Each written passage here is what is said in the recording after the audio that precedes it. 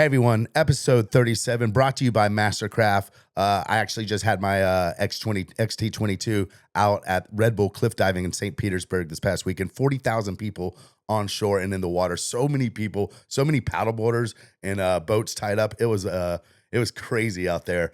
But on this episode, we actually did it, ladies and gentlemen. Mike Ferraro is coming in for episode 37, and Mike has a lifetime body of work dedicated to water skiing and wakeboarding. He was there in the infant stages of wakeboarding. He's one of the best coaches of all time. As well, we have Erik Ruck sitting next to him to help the banter along. Shane is actually in Winter Haven right now shooting some liquid stuff. So we're going to get this episode started. Mike Ferraro, Erik Ruck, episode 37. Here we go. 5, 4, 3, 2, 1. Bonifay Banter podcast. Ladies and gentlemen, we finally did it. We got Mike Ferraro in the studio. I know this is hard to believe. Probably the greatest wakeboard coach of all time. Probably done more R&D for companies than anyone else. Self-proclaimed the hardest working man in the industry. Ladies and gentlemen, Mike Ferraro. They trapped me. They took my car keys. The hardest working man and the most elusive for podcasts. That's respect. That's respect. Man, dude, I'm so glad to have you in the studio. You are a hard one to lock down, man. I heard Hunter's been I've been reaching out for you for about a year now. And you're very elusive. For someone who talks all the damn time, you're hard to get on a podcast. I was saving this up to okay, I haven't talked to anybody in a long time. Now I gotta let loose on these two fools. We got Erik Ruck in the studio. Shane is actually Shane is down in Winter Haven right now shooting some Liquid Force stuff. So Shane, unfortunately, not going to be able to make it for the Ferraro podcast, but we will survive. I like having Ruck in the studio. Ruck will back it up. I try to fill in. I do what I can. Ruck, you need to sit in this seat one time so you can say you've sat in like every seat. That's right. The only seat I haven't sat in is your seat.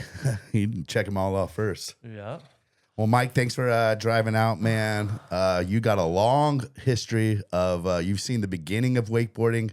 You've seen the heyday of water skiing. And honestly, Ruck, you're probably as curious as I am, even though we've heard a lot of these stories, man. I'm just down to sit across from you and kind of just get into how it all happened and kind of, because you've seen like a lot of the sport change from like the beginning to what it is now. And you've continued to be involved with wakeboarding from the very beginning, even to now, from foiling and a lot of the R&D that we do with Ronix and Radar.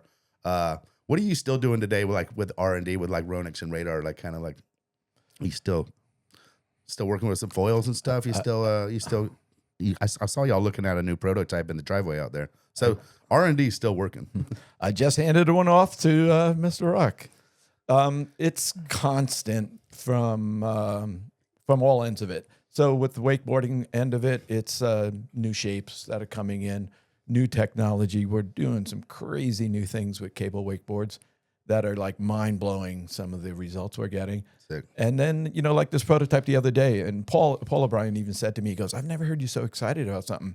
And I'm going like, when the riders come in after testing stuff, blind testing stuff, and they're wicked excited, Travis Moy to come in and go, I forgot how much fun wakeboarding was. And he really meant it. I'm going like, it's just a new shape. So I'm involved in a lot of this stuff, whether it's helping a rider with ideas or whether it's totally changing something, coming up in a new concept, a new material. A guy like Trent Stuckey is really interested in trying stuff. So it's really fun working with him, giving him new materials and using technology to prove that it's really doing what these guys are feeling. Yeah, I bet like the materials is super critical for everything that you build, but within cable, it's like, it seems like their boards are almost like simplifying down. There's not a whole lot of too much going on with them, but that it's just finding the right material, the right resin and the right, the guts of it, Yeah, there's and the one really cool thing with Ronix and Jason Stanley, Tim DeHade-Cotter, these guys are just really into this too. And us being in Seattle is a really cool story too, because we get the aerospace stuff.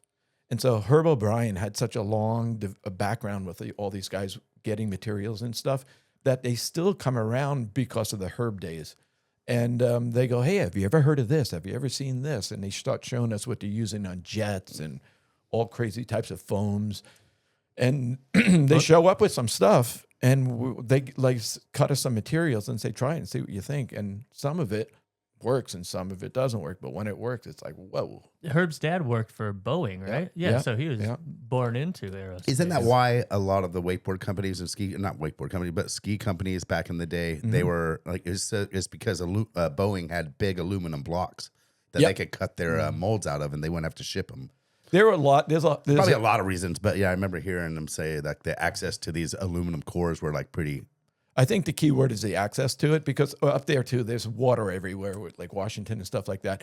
Then the Boeing engineers that like to water ski, they would come and bring materials, and Herb would watch, and it'd go from wood to fiberglass to aluminum to honeycomb to all different types of composites. So his brain's just always turning back in the day, even when he was young, on all this kind of like stuff. And he would get like wicked excited. Yo, you gotta see this thing, and this guy who made this carbon that they use on battleships, and he said the battleships have to turn a certain way, so they build a flex into it. I think we can use it in a water ski. And he actually took that stuff to the University of Washington and went there because there's some composite department or something like that. And the guy was a Greek water skier, but he happened to be a professor at Washington. He found this battleship carbon, and we actually used it back in the day on some HO skis, and it worked. And it worked. Yeah, it worked. But it's crazy because of that technology up there, and it's still trickling down today to a lot of this stuff, foam, whether it's foams or carbons or glass. Not to get ahead of ourselves, but what was in water skiing from being involved in R&D and seeing what, like, from wood skis to what was like the step that like really brought the most aggressive innovation in water skiing, like when things really started like changing from the beginning of her making wood skis and all that? What was that step that they hit that like really took things to the next level? Probably in the early days, I would say it was like stuff that would change the flow of water, a bevel. Concave. Or concave. That was the early stages. And then from there, it would be getting into fiberglass, honeycomb, all the different foams. So before we actually like went to compression molded, like would stick in the wood area, the area, you know. So, you know what? Yeah, like what Ruck was saying. What was he doing to the wood skis that kind of made him separate than like and better than the other? Was it just like the flow and the kind of beveled rail, how it went from a hard to soft, or just that? Did he come up with the concave? Was he the first one? Kind of like I don't. Maybe not the first one, but I'm not sure. There's so many stories about all these different guys. But it's a really cool story because up in Washington, there's all the different trees. And so they would find woods and use different types of woods in certain areas of skis to make them. At the beginning, they were just trying to make them look nice. And then they were starting to find if they use a certain wood, it was stronger, softer, stiffer. So they used it for like different tones of wood for aesthetics. Yeah. I want the red with a blonde and a little bit mahogany or whatever. And then they realized certain woods had different resiliencies and almost like different foams and PVCs all react different. Yep. Some dampen, some create energy, some store energy, some that's cool. Yeah. Herb took me in his basement, in his mom's basement, and was showing me some of the really early days stuff that they were doing.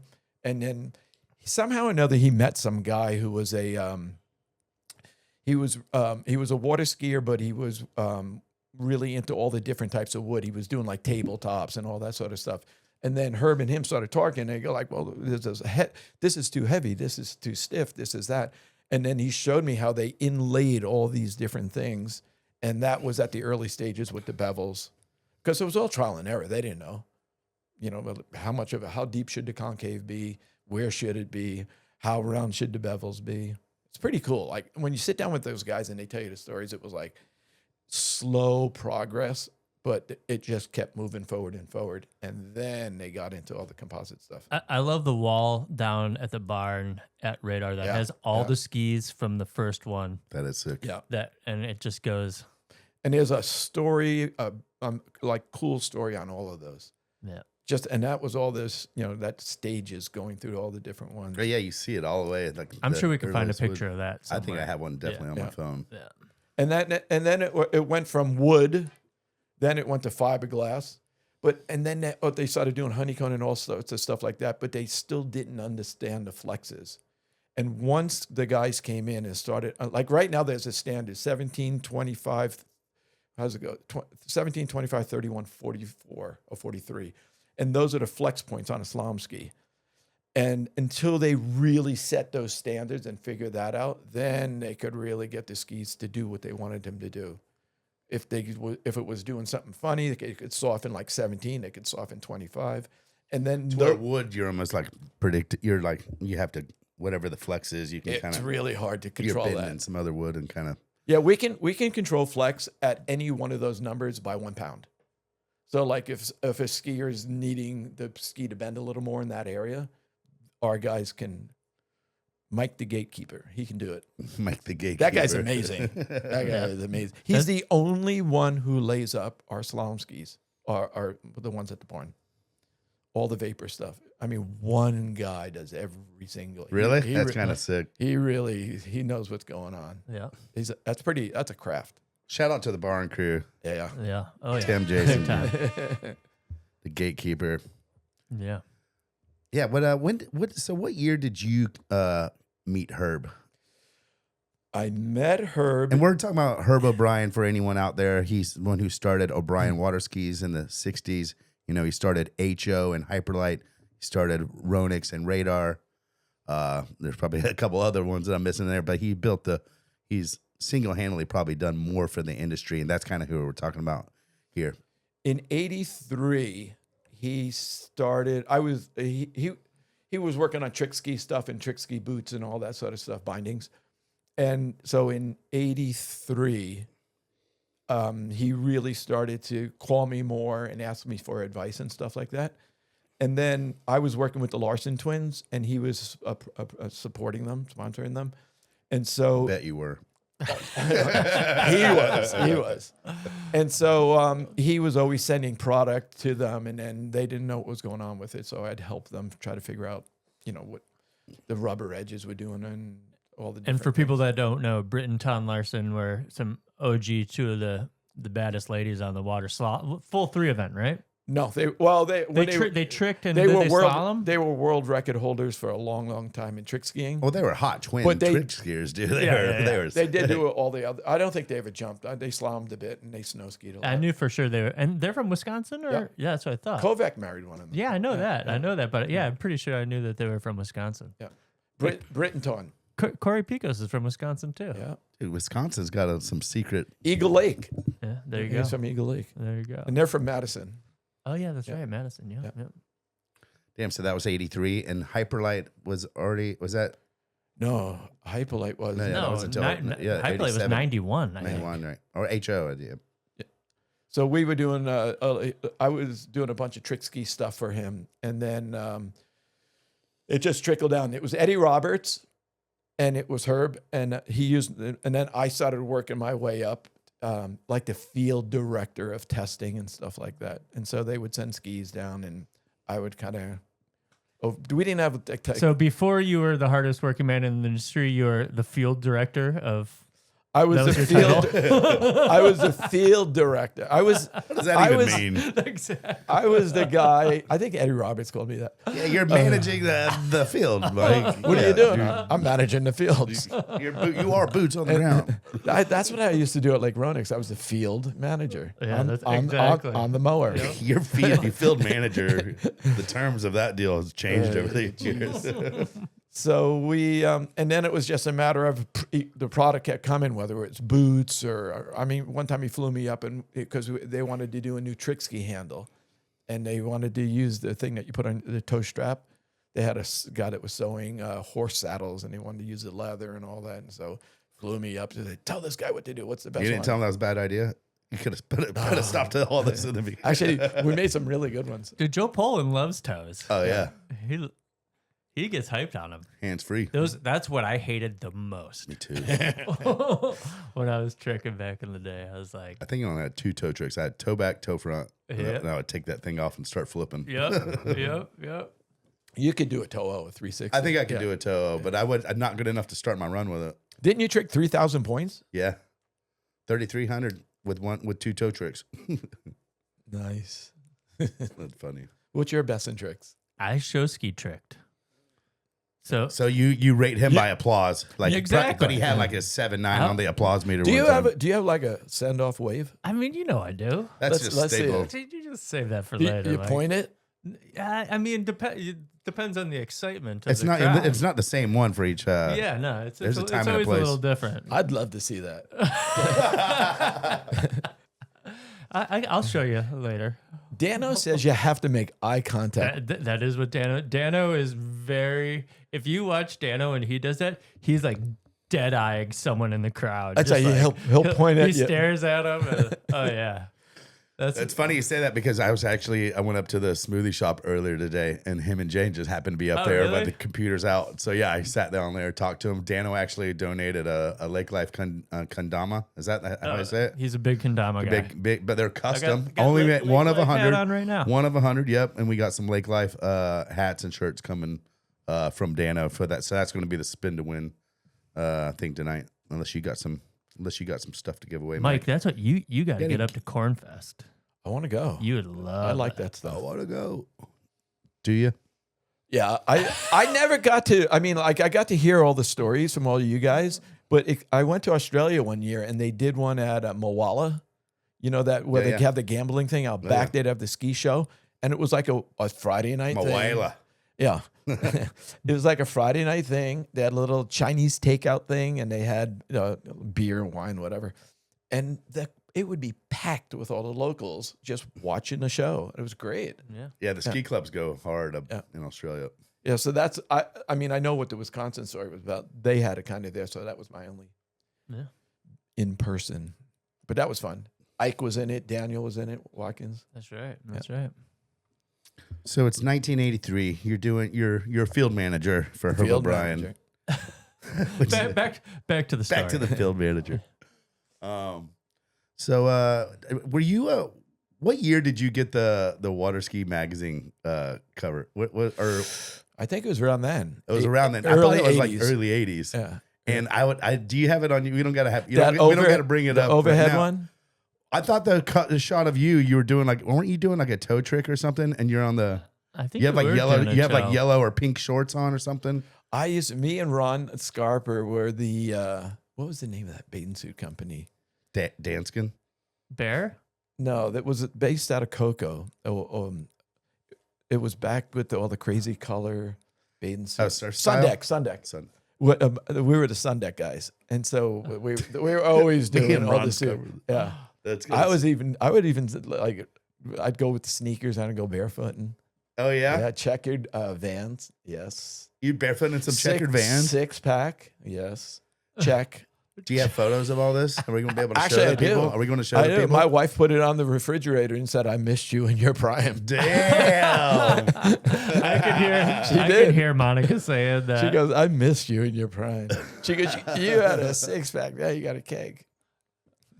It's a pony. It's a pony keg. Yeah, it's I a know, pony I keg. know. Yeah, that was back 83, I think.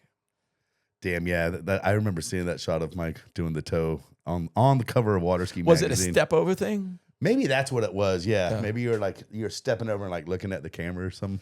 Tom- He had some good eye contact going, I believe. Tom King, the photographer, we hit it off real well. So he'd always like call me up and go, "Hey, let's do a photo shoot. We got this going on, that going on." And so some of that stuff, actually one of them went into a Stockhouse, a poster slalom skiing that he said it was real sunny night. He goes, "Will you ski?" And I go, like, "Yeah."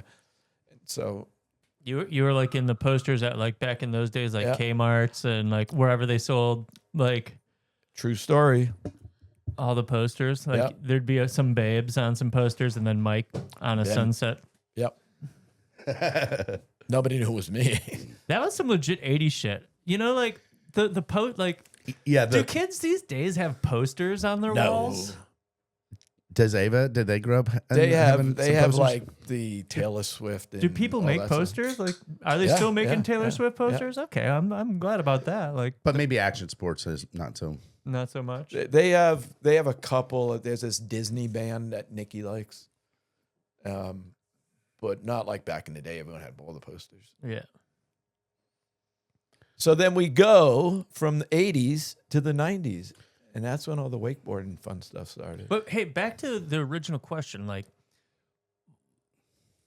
I want to know, like, what was the change from constructions and everything? And this plays into wakeboarding and everything. Like, in water skiing, when did all of a sudden a construction or a way of making skis all of a sudden change the game where innovation and performance changed? It went from one stage of water skiing to a whole new stage of water skiing. You know what I'm saying? It's like slalom jump you're talking about? Well, no. I'm just saying, like, what changed in the production of skis that made water skiing step up to the next progression? Like, the skiers could ski that much better because this changed. Like, Well, what was Was that? it the change in the flex patterns, or The was it biggest, some I carbon, would or- say, that was controlling of the flexes. Because the bevels and the tunnels were there. It was But just that's once changing. things were made of fiberglass and Right, exactly. That's what I'm saying. And what era was that? What years? That was probably, Like, are we talking like I'm going to say 85, 86. like what probably. skier era was that? Bobble Point? Bob, Chris, Andy was still young then. Bob and Chris would, like, they'd run the show. Like, I'm saying, when did the buoy levels like go up? Like Bob they and- were running one thing and now they're like everyone's consistently running the next level. They were all starting to get into the good stuff, 38 and 39. They were starting to get into 38 around then. They still weren't doing a lot of flex stuff. They were doing some flex stuff, but it was more tunnels and bevels. Then when they started to get into understanding the flex, that's when they really started shortening the line. Plus, they understood the fins better, and then the little wings on the fins and stuff like that. Once all that stuff really Came started into kicking, play. yeah, That then was- it all kind of combined itself in. The bindings probably were a bit of a hinder back in the mid. I mean, I got a Tech 1, a Ricky McCormick Cypress Gardens Tech 1 out there, and this binding is, I would not trust it. This thing does not say 35 off on it. You know? But then Andy Mapple, back running 41, was doing it on. I told him one day, I go, like, you're the only guy, that professional skier, that could leave their ski on the dock, go home, go to their hotel, and come back, and your ski will be there the next day. That is a piece of junk. His binding, he would cut the rubber and make rubber bindings, and he was beating everybody badly. So the boots, yeah, with all the hard shells and all the stuff that goes on now, but they were doing it with rubber boots back in the day. Dude, he used to cut them up. Remember Patrice Martin's boot? Oh yeah, all those guys had some cobby stuff, but it was custom. That was all. You just get a sheet of rubber and you just cut it up and make your own boot. No kidding. Yeah, Fold it up, and put it underneath. you there. you have to use the old hardware, but you could customize all the other stuff because it was neoprene and then it had real soft stuff and everybody used something different. Then they would do different wraps and then the jumpers would lock themselves in to their boots. So, and all through this time, though, like, so from then the 80s into the 90s, wakeboarding starts happening. You're still training. I'm not trying to, if you have a, Not where you wanna really, go. not really. I But wanna, I think- I I want to think- know about the dealer, your lakes down in West Palm and how that started affecting everything. Cause I feel like that was a major, I think you're right. This is kind of a turning point within the industry, and probably you being down south and stuff, and just technology in general. But this is kind of like when the Darin era maybe kind of started. This is when Exactly. compression molded wakeboarders, when Herb started to make a compression molded Yeah. wakeboard, the HO Pro. So maybe like let's go to that time era. You're down, and I went down to your lakes down south. Yeah. When did you acquire those, and kind of like, and what was the point of that whole compound? So what it was there was a guy who owned a gravel company or sand or whatever, and he dug a strip, and it was on 77 acres, and he dug a strip that was 200 feet wide. It was 200 feet wide, and then it was 4,000 feet long. 20. 3,500 feet. That was perfect. Yeah. And so, and then he filled in the center. So you had a place to work off it. So now you had 2 lakes instead of 1 lake. And we went out and leased it from the guy. He was just, back then it was hunting leases. And so he said, yeah, I'll give you a lease. And it was something crazy, like $400, $500 a month to use the place. Perfect. 20 feet deep, perfect shorelines, put 2 slalom courses in. And then I started a school called Top Gun Training Center. And that's when all those guys started coming down. They were doing it because the conditions were perfect. They're perfect. I mean, it's like, yeah, any traditional kind of ski, like even better, but like. It was perfect. I mean, like, so we had the first tournament we had, I want to say there were 7 world records and something like 10 national records. Rigged. In the slalom tournament there. Everyone's going, wait a second. Everyone's going, something's wrong here. No, but it was like Ed Brazil, who's the big tech guy. Oh, if Ed Brazil's there, that's yeah. official shit. Oh, dude. yeah. Best believe that. We had all the like big top dog judges and everything. And then everyone was saying something was wrong. We have another one. They break more world records. And all of a sudden now people are flying in to go to this little lake down in Palm Beach and breaking records. Everybody was down there. It was really fun. So like what skiers were all there in that era? Back then it was Andy Mapple, Mike Shaylander, the girls with Dina Mapple, Helena. Who else was a top dog back then? The LaPointes. The top dogs at Top Gun, huh? The LaPointes come down there and train? Do something? No, Andy would come there to test skis. And the LaPointes they came to the tournament, so they would come a couple of days early sometimes and ski, like do practice runs. But I think they were mostly in California back then. But it was fun because you get all these superstar guys coming in and you're just seeing them practice. It was the greatest time. I bet it's just a sick time for everyone to watch there and watch everyone just shred, and then you're probably just frothing out there. Tons of progression, a community being built around this, and what I want to know is what kind of shenanigans were you creating in those days? I mean, the shenanigans were bad later in life, but like that, it sounds like that was the heyday of of all the some pranking and shit show and fucking all the. We used to, one of the things at that place that was fun. Don't hold back on us. Come on, Mike. This is what people really want to So know. so we had 2 perfect lakes, and then I had the kids from all over the world that would come down there, like Patrice Martin, all those guys.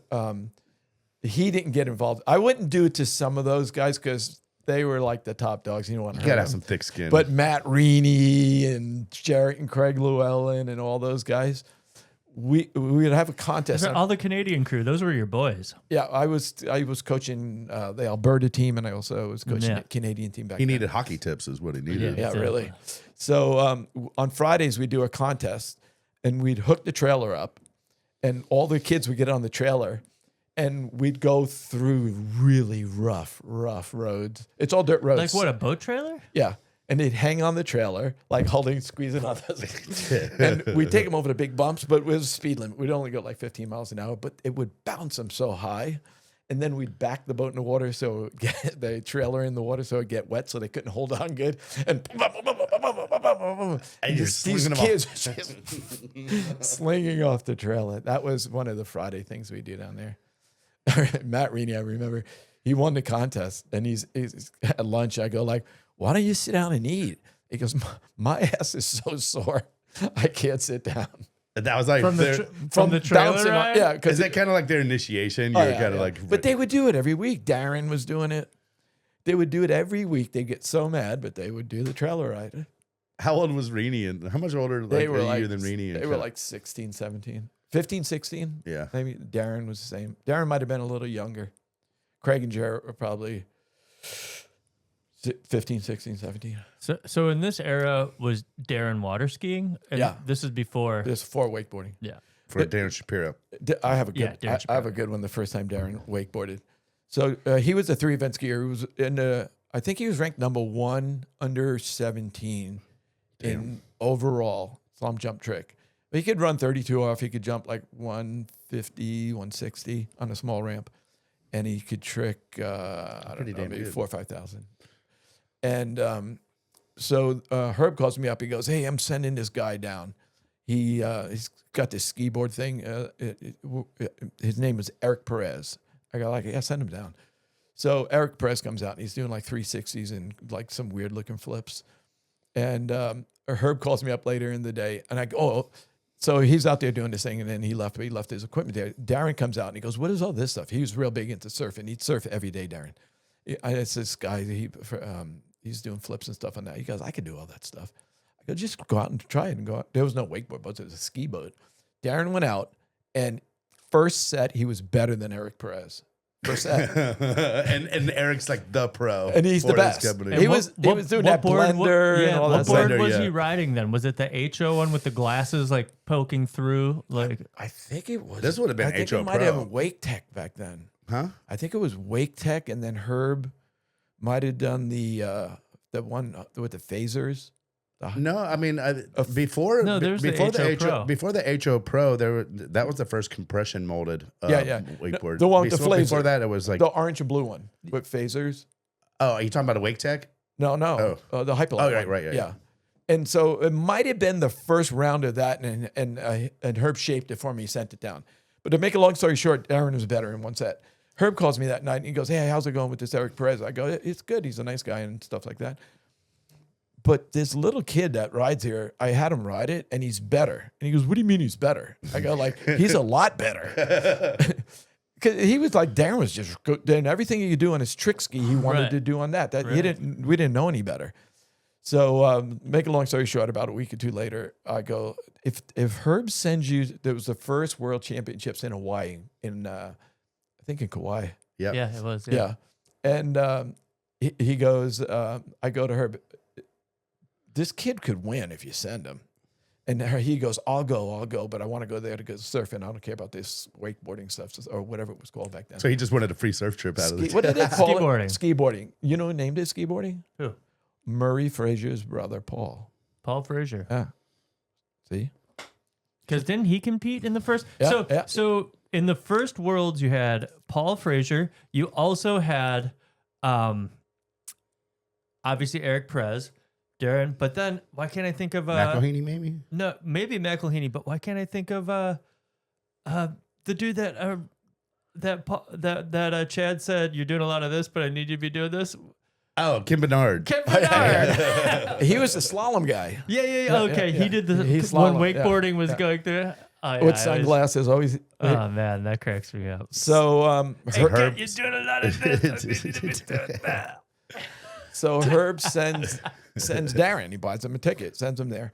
And Darin calls me from there. He goes, "I can't beat him." I go, "What do you mean you can't beat him?" He goes, "His coach is the judge."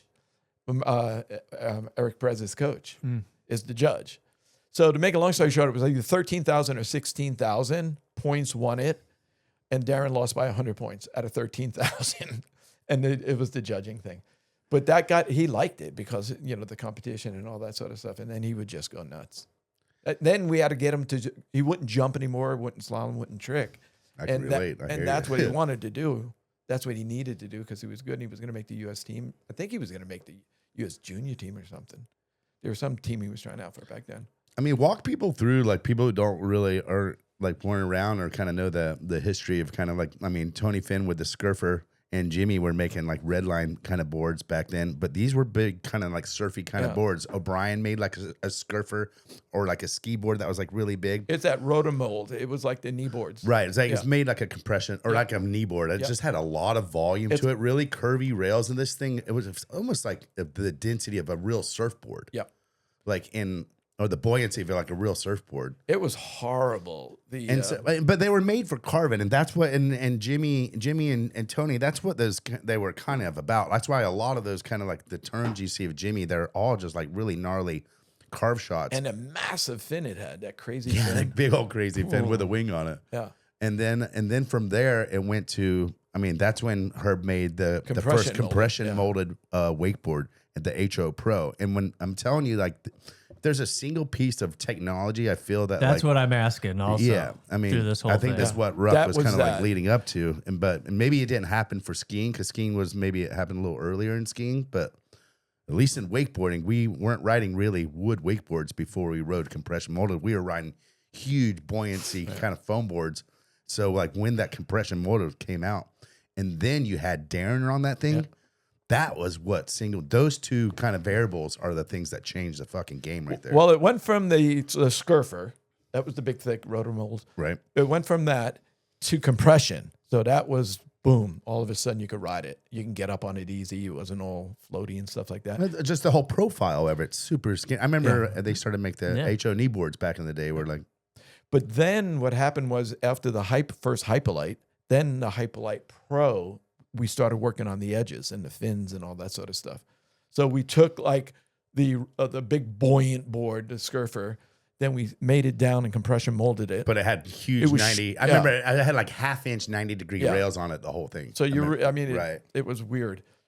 But and then when we did the Pro, then we started to tune it all up. And then it was like aluminum top with And then once we got into that, then we started playing around rockers and all that. And I got a good story for you, this one. So I had a guy that worked for me through these days, a Canadian guy. And he did CAD. He was an engineer and stuff like that too. So I asked him if we went to a surf shop and we said, because we were like in Palm Beach, we were like a couple of miles away from all the surf shops and all that stuff. And they would make custom boards there. So we went in there and said, hey, can you take this thing? Can you do the following? Because back then there was no twin tips. It was all directional. So we figured we could do something with a twin tip. So we went to this guy. He shaped one out. We get it up. And Darin goes out and rides it, and he goes off on it. And all of a sudden, like he could do all kinds of things that he wanted to do, but he couldn't because of the Pro wouldn't allow it. It was directional. So I fly up to Seattle. I have the board. Back then it was a floppy drive, and I have a print of it. So I bring it up. I go, Herb, here's the thing. You got to do this thing. This thing, it works. It's really, really good. And he goes, yeah, I get it. But the industry's not ready for it. I go, whatever, it works. So here's the floppy drive. I'm going to take the board back, and here's the print. So he turns his chair around. He puts the print in the corner. He takes the floppy drive, and I go and do whatever. About a week later, I get a phone call. He goes, God damn it. Where's that print? I said, I handed it to you. You turned around and he goes, I moved my office. I can't find it. Lucky I had another floppy drive. We had two of them. So I sent him up that.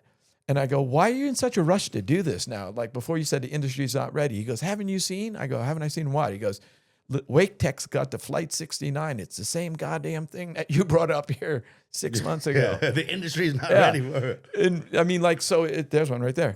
So we did, we had a twin tip, but industry wasn't ready for it. And that was eventually the board that BAF. BAF. BAF, yeah. But that got changed. The badass flying fish. Badass. That got changed up too. But that was the start. But that was still straps. Yeah. And then slowly we figured. But Darin was doing that crazy shit with the straps. Well, dude, I mean, we talk about when we had Byerly on, we talk about like the progression of wakeboarding. And I think people like really should because when I was probably 10, 11 years old, I was 3-eventing. I went down to Okehele at the Water Ski Nationals and Darin Shapiro and Jeremy Kovac did a demo at the ski event. And I remember standing there and just watching fucking Darin fly so high, watching someone do an air railie at that time when you hadn't seen it. And like you've seen ski board and you've seen like some Scurfers. I could like jump the wake and stuff, but like, dude, Darin on this board, like Jeremy too was ripping, but like Darin was the first one single-handedly that changed the game back then of the way you rode like a wakeboard. You're not riding this like a Scurfer anymore. Like the boot, like even in his straps, he was like, he would go so big in the moves that he was inventing, and he invented kind of just like rope tension on a huge souped up scale compared to like trick skiing. Yeah. He took that snappy cut and he went 10 feet, 12 feet high all the way out into the flats and coming in fakey, like doing fakey railies and stuff and toe side railie. Like I just want to, like, as a wakeboarder, to the first time that you saw that, it was like, it was groundbreaking, dude. I remember that made me never really wanted to ski again after I watched Darin like take that set, man. Like it was monumental. And I think, and you were there to witness it. That's how I kind of like want to tap in on just that transition of Darin. And he, obviously you're one of the greatest coaches of all time, but Darin was, I think, your greatest pupil. And Darin's arguably the greatest competitor of all time. You know, so I feel like you being a coach and just there in the early stages of when Darin was transitioning from 3-event to wakeboarding, I think that was a key point for wakeboarding's history right there. What he did, he started out on the cable, and we did a thing called the Flying Indian. It's the short line. And so he started to understand on his trick ski how to edge against it and how to let the rope pick him up and swing him around. So then when he started going on the boat, we said, hey, dude, why don't you do those Flying Indians? And he was doing them on his trick ski. And everybody, I mean, he was a decent trick skier, but everybody would stay till the end of his run because on the way back to the dock, he would do rallies. So here's this little kid cutting as wide as he can on the boat. Nobody does this on a trick ski and comes railing in and stretches it down, and people freaking lost their minds. Right. Well, he thought that was the greatest thing ever. So we said, okay, Chet, that's the Rayleigh story. Chet Rayleigh was my boat driver for my school. And that's how Chet was involved with their ski school? He was the boat he was driver? one of the drivers, instructor. Yep. And so one night we're out there, and Chet's telling him on the wakeboard, he goes, come on. So he goes out and he's swinging out and doing all this. And I told him, I said, relate it to more like when he's jumping. Because when they're jumping, they have support in the air from on the rope and stuff. And he was a good jumper. And I said, just rip into it. The board's a lot bigger and than the trick ski. And he comes just flying and and we go, what are we going to call this thing? And we go, well, you told him to do it, so it's a Rayleigh. Damn, so he got his name on the Rayleigh just because he told him to do it on the way into the dock. Well, we couldn't call it a Flying Indian. Yeah, That's what the Germans called it on the cable. Right. But there was no wakeboarding back then. You couldn't fly it, the flying Ferraro? I know, really. Did you see that Ferraro? Dude, that would have been, it was almost named after you. But PB, what you were just saying about like wakeboarding and like Darin, the way you edge and everything, and like seeing that set that he took for the first time, I think everyone that got turned on to wakeboarding in those days was instantly, their mind was blown and like drawn into it the first time they saw a video or a picture of a Rayleigh, and you're just like, this is like the most, and people that are trick skiers, jumpers, and you know what I mean, this is like defies physics from what you could imagine before that. And you could only go that high off a jump. Exactly. So to see that, like, I remember the first time I saw it, and like a bunch of my, like all the people that I skied with was skiing with at that time. And it was just like, just a complete like epiphany on like, wow, like this is different. Made you want to wakeboard, to want to learn that trick. Exactly. That's a whole reason all of us started wakeboarding, was to eventually, hopefully, be able to do a rail. I remember one year at the X Games, I forget what one it was. Laird Hamilton and a bunch of the other big wave surfers came out because of the guys doing the big air stuff. And like Darin was hanging out with them, I guess, when he was in Hawaii a bit. Mm-hmm. But those guys came for that big air, like, holy smokes, look at this. But I mean, it's pretty wild. Yeah. Especially when it was new.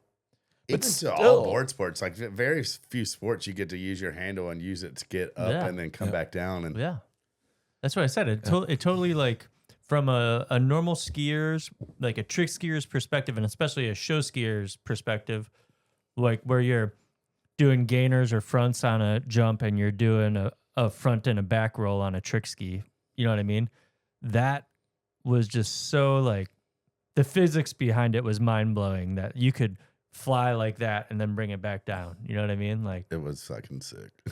You don't know how many times at OWC, when I was doing the boat out there, people would come out and go like, hey, I just paid for a lesson. I want to learn how to do a Rayleigh. And I go, all right, tell me a little bit about what you do. These guys can't even jump the wake, but they just paid for a lesson to learn a Rayleigh. You guys are going to kill yourself. I mean, like, some of the guys, you could kind of get them to the spot where they could start trying them. But I said, jump the wakes and show me you can land on your heels. Like, just be in some sort of control. These guys can't even do it, and they're paying for lessons to do a Rayleigh. You're going to die. But they wanted to do it so bad because it looked so cool.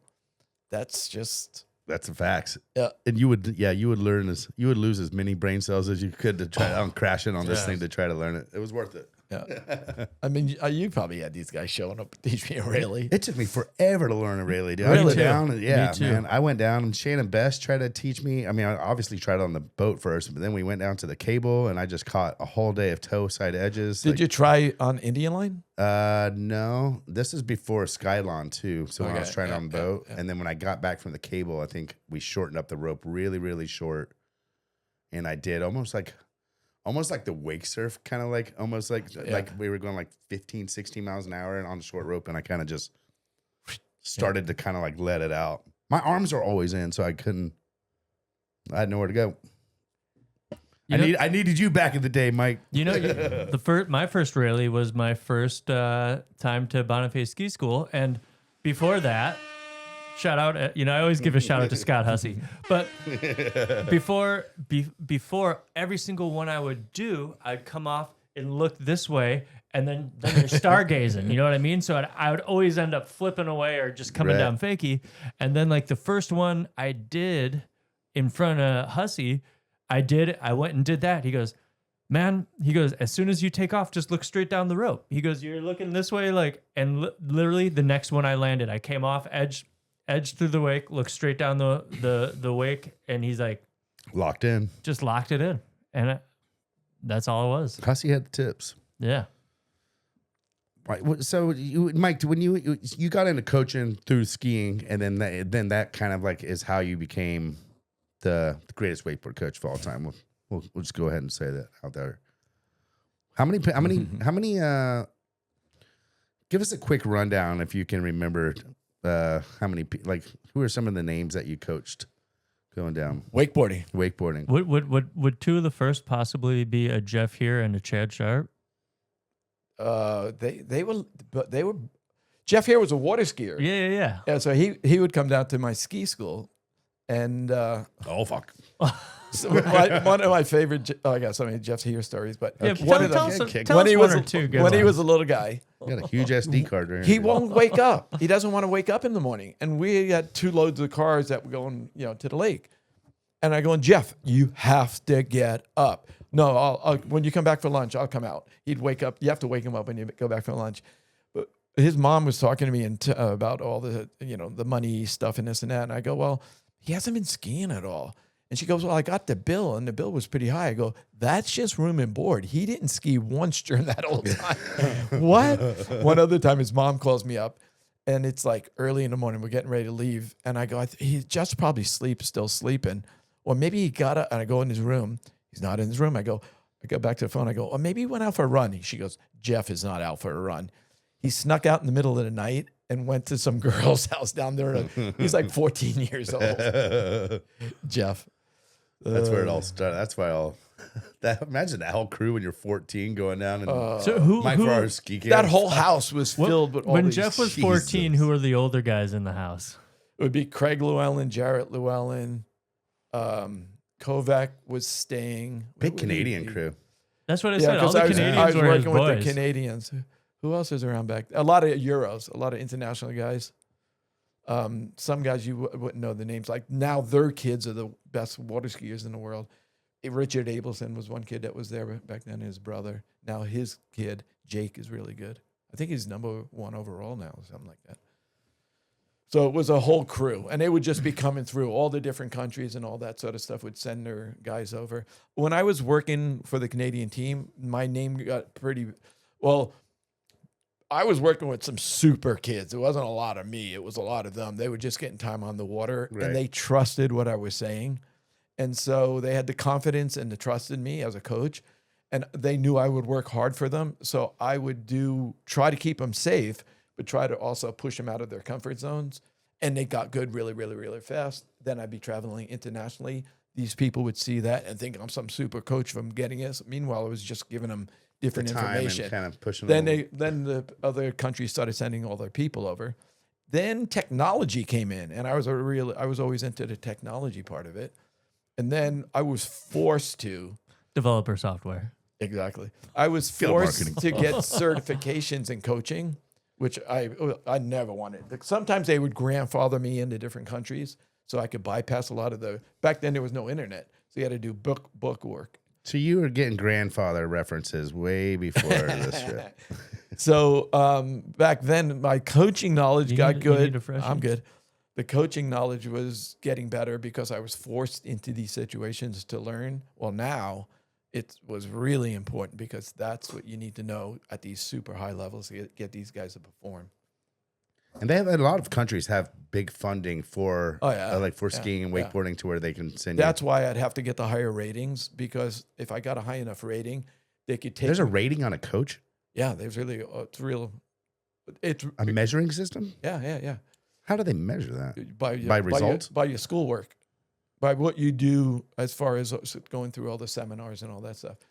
But Mike taught 2 champions and he lit 2 kids' hairs on fire and one's still stuck in the weeds on the island. and one broke his leg on the trailer ride. Yeah, one broke his leg on the tree. I was going to ask if anyone got messed up on that. Seems like just Matt that one time. seems like a legal nightmare. Just Matt Rainey. He couldn't sit for a while, but there's a lot of that sort of stuff. But what else do you do? So you had Darin, you had Jeff here as wakeboarders, and then I know, didn't you have a dog that hated Andy Laz? Oh yeah. Shout out Andy Laz. It was not mine. It was Chat's dog, Chet Rayleigh's dog. Okay. Grizzly, his name is, and he was a what was it? Rottweiler. It hated Laz. Yeah. So Laz, it was the weirdest, the nicest dog. It loved everybody. Maybe it just didn't like Puerto Ricans. It hated Laz. So Laz would pull up in his car after school. And he'd pull up with his car, and then we had like an area where everyone's hanging out. He goes, "Is Grizzly around? Is Grizzly around?" Now Grizzly. He'd always go, "Hey, Mike, is Grizzly around?" I go, "No, I haven't seen him for a while." He's right there. He's like underneath the sunshade. He'd get out of the car. The dog would go nuts and chase him. He'd run into the water with his school clothes on. I mean, like soaking wet pants and shirt. But he would do it like once a week. He'd fall for it. He hated it. If you ever walk up behind him and go like, "Get him, Grizz, get him, Grizz." Watch what he'll do. That kid's traumatized. Was did he come to your ski school on his own, or was he kind of like with Darin? Yeah, with Darin. They're from the Cable. They were from Rixon. They lived in that area. And so Darin came to me at the early stages of water skiing because the guy that was running Rixon, Kai Fuser, brought him out. Kai was a water skier. And Was that the same Kai that started at ODEM? Yeah. Brought him over to the lake and said, "Hey, this kid's starting to trick ski really good on the cable. His mom wants him to do boat lessons and stuff." So he did that. But he was like a kind of a freak of nature. He was short and strong, super He's fit, a pit bull, strong. dude. So strong. Even like one mother goes to me one time, "What's wrong with that little boy? He has such big muscles." I mean, he was that like, where's the other little skinny kids? Well, all of a sudden he started slalom good, tricking, and I mean, he got really, really good. But he was on the cable 24/7, coming up there, water skiing he was surrounded by the best people in the world. And they all became friends. And then all of a sudden they say like, "He could do it. Why can't I do it?" Mm-hmm. And they all started improving. But it was fun. It was fun. I mean, that was back, that would have been late 90s. I think maybe. No, I'd say Nine- mid late Mid-90s. 90s. Yeah. Because I think I remember Laz like blowing up like in like 97. He came up here a lot. He started coming to Orlando a lot. But But I I just remember the seeing first him in footage the I've seen. Yeah, him doing like Rayleigh to blinds and kind of like big old Rayleighs and like down on He was on your doing- ski lake and Yeah, stuff. he was doing big front flips. and Yeah, his everything. front flips were sick. Yeah. There was Darin, him, and Scott Harwood. And they got into all the real, they were the first guys doing true front flips and all that stuff. Yeah. And then Kovac showed up around then too. And then that was a whole nother, that guy. No, Kovac was earlier than Laz. Because Kovac. He was a water skier, Kovac. A really, really Well, good I'm just one. saying I remember like seeing like hot summer, like wakeboard contests with Kovac in them earlier than Laz was. Like at the Masters? like just like Pro Tour yeah. stops. Like it would be like I remember Pro Tour stops back in those days being Scotty B, Darin, like those were two going head to head a lot, and then it was Kovacs, Russell Gay. Yeah. Who else was on there? I mean, maybe like just maybe the beginning of like even like Kobe's and those types of guys. Yeah. And yeah. Yeah. Kovac was a really good water skier. He was a really good jumper and a really good slalom skier. He was so good in slalom. If you could talk him into bringing his slalom ski to the Pro Tour stop, he made the finals. He wouldn't even bring it. Never missed the finals. Really? And he'd be packing his bags and stuff. I go like, why are you packing your slalom ski? He goes, that's too much to carry. I go, you make money. You always made the finals. Why wouldn't I don't want to carry that thing. That guy, he was the absolute best guy on a slalom ski because when he would get mad, he would send himself like a missile. So he'd get in as hard as he could cut it to wakes at really short lines, and just hit the wake and let go and just go flying through the air like a missile. Slalom ski still on. and then he would do this thing where, you know how they pull out on the boat to shorten the rope? He would pull out as hard as he could and drop his tip. I mean, like concussion. What? Bam! Joe told me, that's a gnarly. Freddie did that one time. Caught like, out on a counter cut, dropped Just- one tip. No, he would do this to shorten the rope in slalom. Oh, So he would like cut out the shorten the rope, bam, just knock himself out, and he'd come back. He'd go like, Joe "Whoa!" was a loose ass cannon, dude. Oh, he was amazing. We got a Patreon question. You know what? More Patreon questions For this than Oh. any other guest that we've had. This is from Jackson Shope. Hey, Mike, the hardest working man in the industry. Quick question for you from Jackson. Shout out Jackson and all the Patreon members supporting the podcast. When was the last time you took a proper set behind the boat or cable? What do you remember about it? And what was the setup? Ooh, the last. He's got to dig deep on this one, Jackson. I did a cool lap when you were there. I think one time. I was pulling you. On the Sea-Doo. Yep. Yeah. That was out of Lake Ronix. Yep. Yeah. You did a little hot lap on the Hot Sea-Doo? lap On a You- you're wakeboard. driving.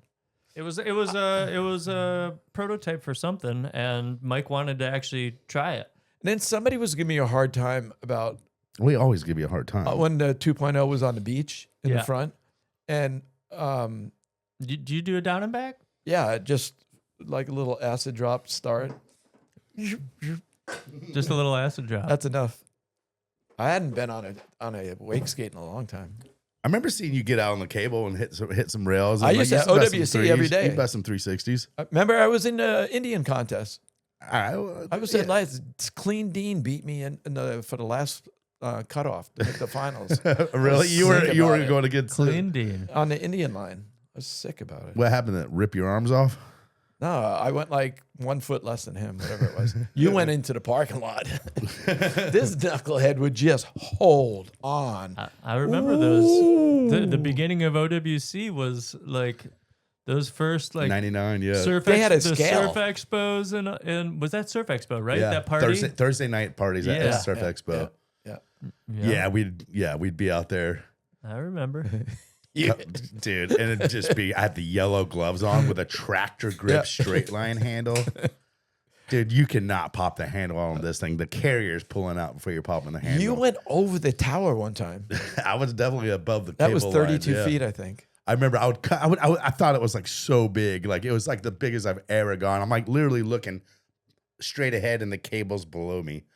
And I land and Jeff here is going, fucker, go harder. Go cut at it, you pussy. And I'm like, dude, let's just rip my hands off. I remember you wearing those yellow gloves. I still have them somewhere around there. Those things. You were always a fan of those. Well, they were nice because they actually did have better grip. They didn't have the padding, so you didn't get like the protection. But like if you were a one and done, kind of like 3 laps on an Indian rope, this is. Do you remember when you guys used to do those power corner rallies? Yeah, my Mark Kinney was. I never really. I tried messing with one, but like they're too scary.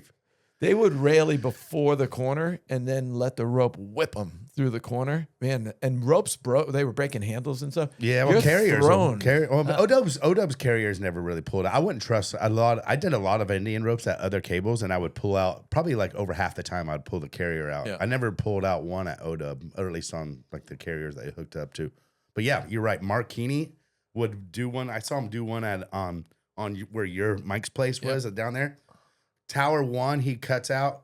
Tower 2, he goes to the inside. Mm-hmm. Oh, And then he would just start cutting. He almost like sits deep in the water, and then he would just start going, whoa, building. And it's getting closer to the corner 3, and then he'd flick it right before it fucking. And then it would snap him. And then it would I pull. remember seeing that. And he would go, he's like almost hitting the tower, like with the rope on. And like he would do like 150 like foot long kind of like railie, only about like 3 or 4 feet high.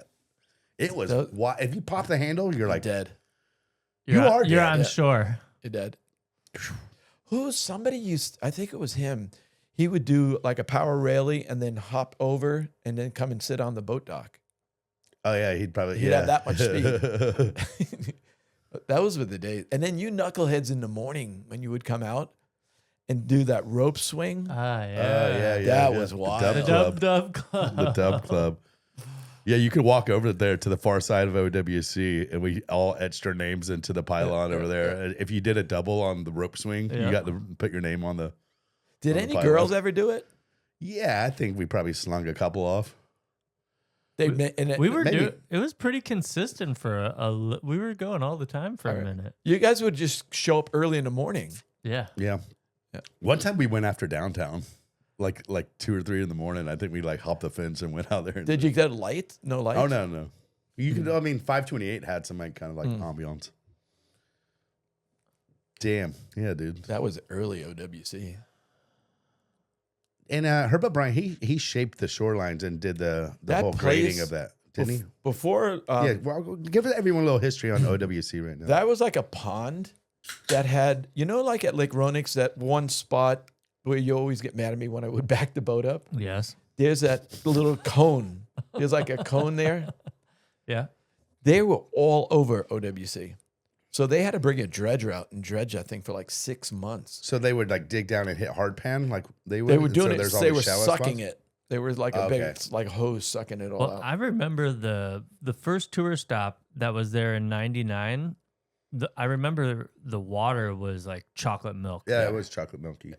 That was from that. They were digging the whole thing up and jetting all those poles in. And then Herb came in, and the shoreline wasn't real. Like it was all like sharp and like weird angles. So he came in, graded it so you could sit, made it straight, and then put the little turnaround down at the end.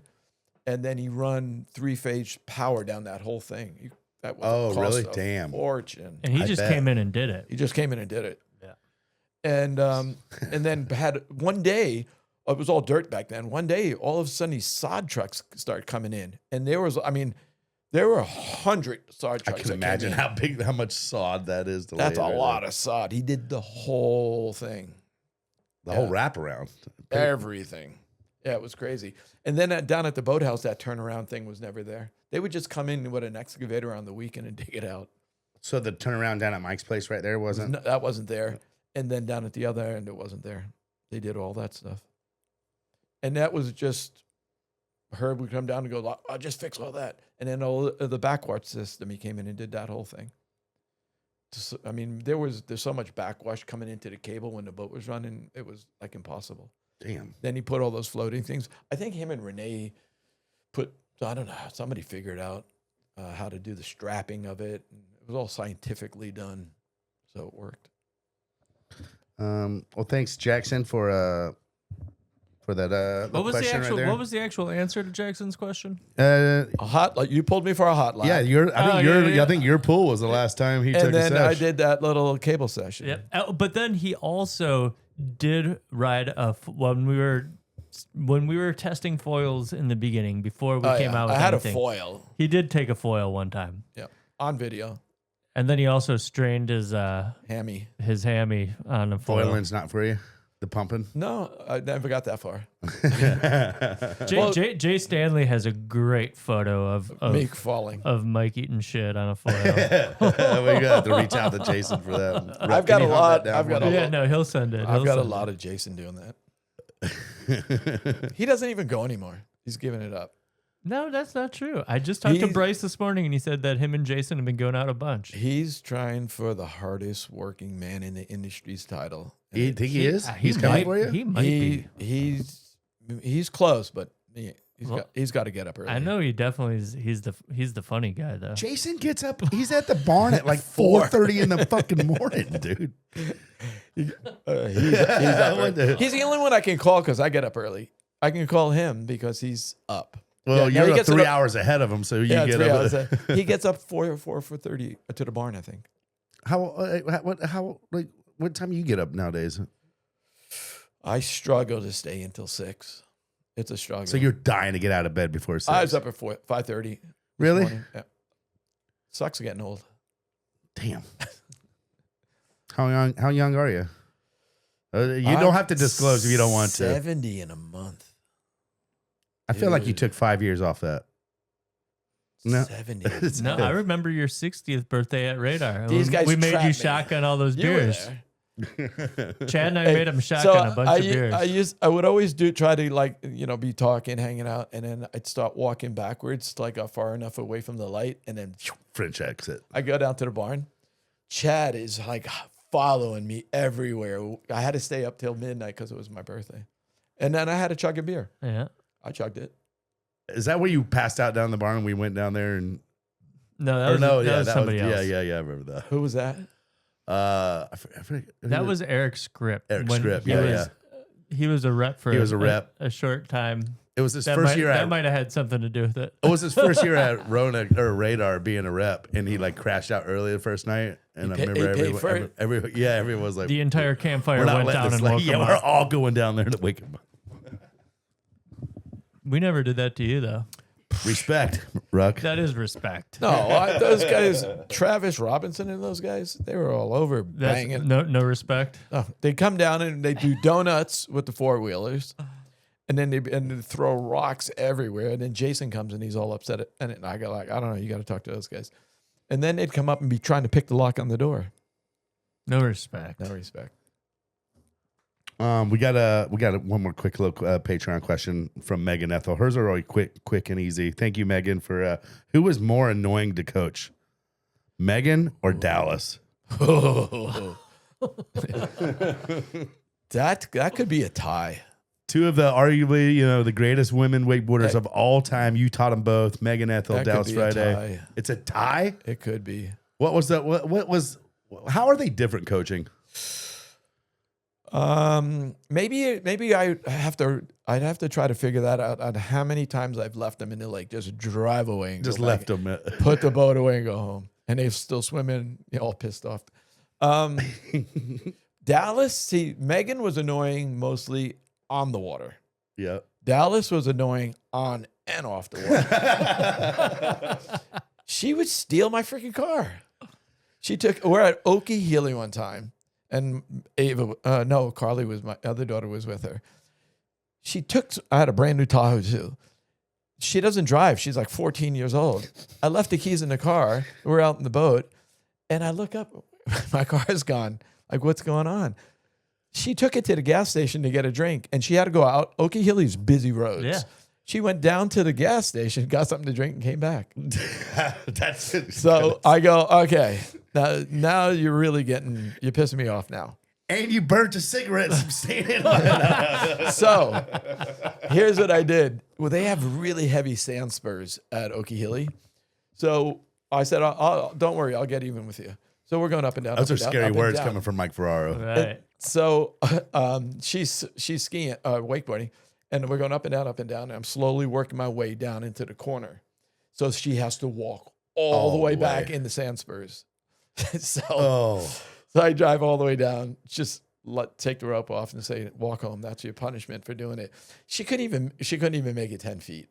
and she's picking sandspurs out of her feet. And she couldn't get to like there's sidewalks and stuff somewhere around there. You couldn't even get to those. Couldn't get to it. It's too far. So Lauren, what was Lauren's last name? Lauren Lowe. Lauren Lowe was there. My daughter was there, and probably Emily or Megan, one of them, Meagan Major. And the girls, they have all the clothes on. And they go, ping us over there. I go, no, the only way I'm going to let you do it is you guys have to jump in the water, swim over to it with all your clothes on, and then I'll come over and pick you guys up. So all the girls go, we can't believe you're making us do it. They jump in the water, all their clothes on, to swim over to Dallas to help Dallas, and I put the boat away. And you put the boat away, you left them all over. I left them all over. And they're walking back, you're so mean, you're so mean. You get a call from all the parents. No, the parents, they laugh when I tell them the stories. They probably deserved it. Damn, man. The stories So of to coaching. Oh, God. So to answer Megan's question, on the water, Megan. On and off the water, Dallas. So on the water, Megan was more annoying than Dallas. Oh, yeah. She was just, if she didn't want to do it, she's not going to do it. She get pretty worked up. But she was young when she first came down here. She was really young, Meagan Ethell. Right, yeah. She was like, I mean, she was on. They just said 10 like she years was like old. 15 years old when she last competed on Pro Tour before the women weren't on Pro Tour anymore. yeah. So I think it was like 9 years they were off. So she competed when she was 15 on Pro Tour. She was, I would That was say, her first year, I think. the first year she stayed at Jake Pilat's house. Like they rented a room or something like that. And then her mom took care of Megan. And I'm going to say she was 12. I don't even know if she was 13. She was really young. And she was stubborn. But I knew that if I could get them to really understand line tension and understand edging, both the heel side, toe side, switch, whatever. If I could get them to really understand that, then I can show them tricks. But until they got that, like really being a nice edge or holding an easy edge or understanding all that sort of stuff. It's hard to wrap your head around it. Instead of loading the line, how do you use line for support and all the different tricks, that they could do because of those things, she wouldn't go through it. She just wouldn't go through it. I go, you got to do it. Just work on these easy You'll things. thank me one day. Like Gunther will thank me one day. I had to do it. I had to do it with Dallas. So I would take the ski boat out. And I go like, you have to understand how to just rail into the wake as hard as you You can. fucking did that. She can do that pretty damn good. Yeah, and it took her a while to do it, but she would stand on the end of the dock, put her hands on her hips and go, I'm not going in that boat. I'm not going on that boat. I'm not going on that boat. So one time we took a picture of her doing it, and then they had a glass window at OWC for like awards. And so we took that and we put the picture and said, well, I'm not going to do it. I'm not going to do it. And she got so upset. She was like 13, 14 years old. She got so upset. She goes, that's it. I quit wakeboarding. I go, perfect. And she goes, what do you mean perfect? I go, perfect. You quit. Then I put in the thing in the morning. I quit. And it had a lock on it so she couldn't get in. And she was so mad. And all her friends and all the kids are sitting there pointing at her. Oh, yeah. You quit wakeboarding? She goes, no, I didn't. She goes, I hate you. I hate you. I hate you. We used to have a lot of fun. Dude. She stole my other car one time with my daughter. And Dallas's ambition was... And is teaching my daughter how to drive the car. Yeah. She can't even drive. And she's teaching my daughter how to drive. Little did they know that the transmission had a problem and you had to put transmission. I remember that old van I had. You had to put transmission fluid in it if you're going to use it. We never used it, but just every once in a while. Well, they didn't put it in. And they're driving all around the neighborhood, teaching my daughter how to drive. I was in Australia. And they wind up getting a hold of me and go, Daddy, you won't believe it, but we took the car and now we shouldn't have done it. But there was this white smoke everywhere. They were driving it around and they couldn't figure out what a smoke. It was they were burning up the transmission. Dallas and Carly. Didn't Ryan Wynn steal your truck one time? Yeah, he paid for that. Yeah, he paid it. I've heard that story. Yeah. Because you taught Tara Hamilton back in the day too. Yeah. Well, Tara's dad was a good friend of mine, and he lived on Lake Osborne. He used to be a water skier. I never even knew that was his daughter. I just remember that he had this little girl. And years later, I went out to Darin. Darin was using one of my lakes, and I go out to see Darin or whatever. And he's out there, and I'm going, what are you doing out here? And he goes, I'm here watching Tara. I go, how do you know Tara? He goes, she's my daughter. I go, I didn't know. Didn't get a piece of I together. had no idea. Yeah. And so Darin was teaching her all that stuff way at the beginning. I didn't work with her at all. But it was like good friends with her dad. She was good. She was really good back in the day. Yeah. And then she just became a nurse. Well, good Got choice. Probably damn good choice. Damn, it's crazy the deep the coaching, the philosophy and everything. We gotta But we're going over 40 years, Right. 50 years of stuff. I mean, back when I was field manager. That would have been in the 80s. So here's a question. From the time you were a field manager to the time of Meagan Ethell's, when you would watch from slalom skiing to wakeboarding, and and then you did a lot of stuff with Red Bull and just like mechanics, and also like just on the mental side of things, like when you look at that progression of all these sports, how would you, like, from different people having problems with different things or evolving your coaching, how would you like approach, like, what was your one thing that like you would focus in to change someone's game? Like, how did you approach that? It changed. It still is constantly changing from the knowledge I'm getting from the stuff I'm curious about. And that's like one of the things I was always curious about: technology, how to use it and how it would benefit. Like, if I could just show Parks this thing, he could do it first try. But the technology wasn't available. But you were now. coaching for Darin, so you definitely couldn't fucking tell me that, you bastard. But, well, actually, the first, Darin goes to me one time and he just goes, hey, I want to get a video camera. When first digital video cameras came out, he goes, I want to get one. And I go, like, they're really expensive and this. And he goes, just go and order me the best stuff. And so I went and ordered them the absolute best. I did research and did it and found the best, I forget it was Sony something. And so I get the box and I give it to him and he goes, oh, by the way, that's for you. Because I always would say to him, if I could just have a video of that, I could show it to you, but it was too expensive back then.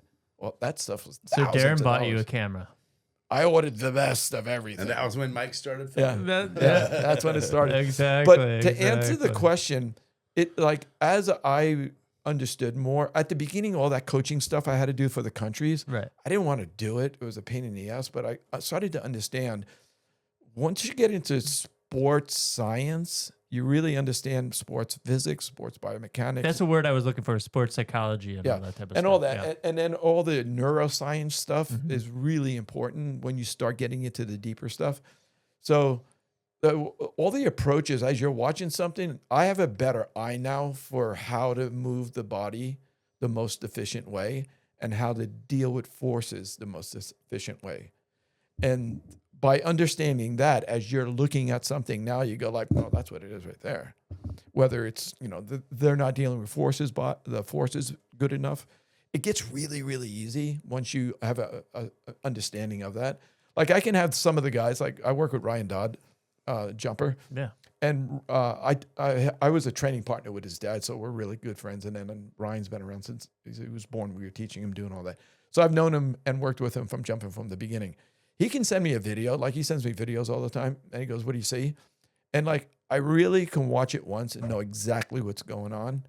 But I know him really well. I've watched him for like a long time. And I've watched a lot of video of him. But by using the knowledge that I've learned with whether it's physics, biomechanics, neuroscience, all the different things, it's like you can see it and you go like, yeah, there you go. I mean, and you can see it. And when you understand the most efficient way to move a body or the most efficient way to deal with forces, you can look at somebody doing any movement, basketball, hockey, football, whatever it is, and you have an idea of what's going on. And then there's some stuff that you got to move around and massage things a certain way. But that's how you're going to, what's the most efficient way to deal with a barbell on your shoulders with, 500 pounds. Yeah. I mean, you can look at that and you go, he's not stacked in a line, so he can't push up through it and he can't deal with it down. And the same thing when it comes down to all the water skiing and wakeboarding and The sports science has come a long way. Oh, man. Like, I mean, as a coach, and like you said, you've been coaching for 40, almost 50 years, probably. It's like, how far has that come in the process? And is there something that sticks out to you, like out of all that, like? Well, I mean, the stuff now is more of I like the neuroscience end of it is why, like what stimulated their brain to be able to feel it, see it, whatever they're doing, or how do they deal with information you're giving them? How do they retrieve it, or how do they absorb it, or So it's almost more the psychology behind some of it, and just there's a lot. Yeah, there's a lot, and it's really important the relationship that you can develop with a student to get the trust and the confidence in them and in you, so that they can take this information and they go like, he'll tell me what's right and he'll tell me what's You're wrong. like a therapist in a way. A therapist isn't going to get to you until you almost like open up and trust them, like in a way. It's like, 100%. Like 100%. But it's not that easy. Do you remember a guy? His name is Nick Galatafori. Nick? Yeah, He was a junior pro. I think you're. So I know who you're talking. I don't think you're saying it right, but Yeah. like Galatafori, I think it's pronounced. I think I know who you're talking about. So he was in Junior junior. for Liquid.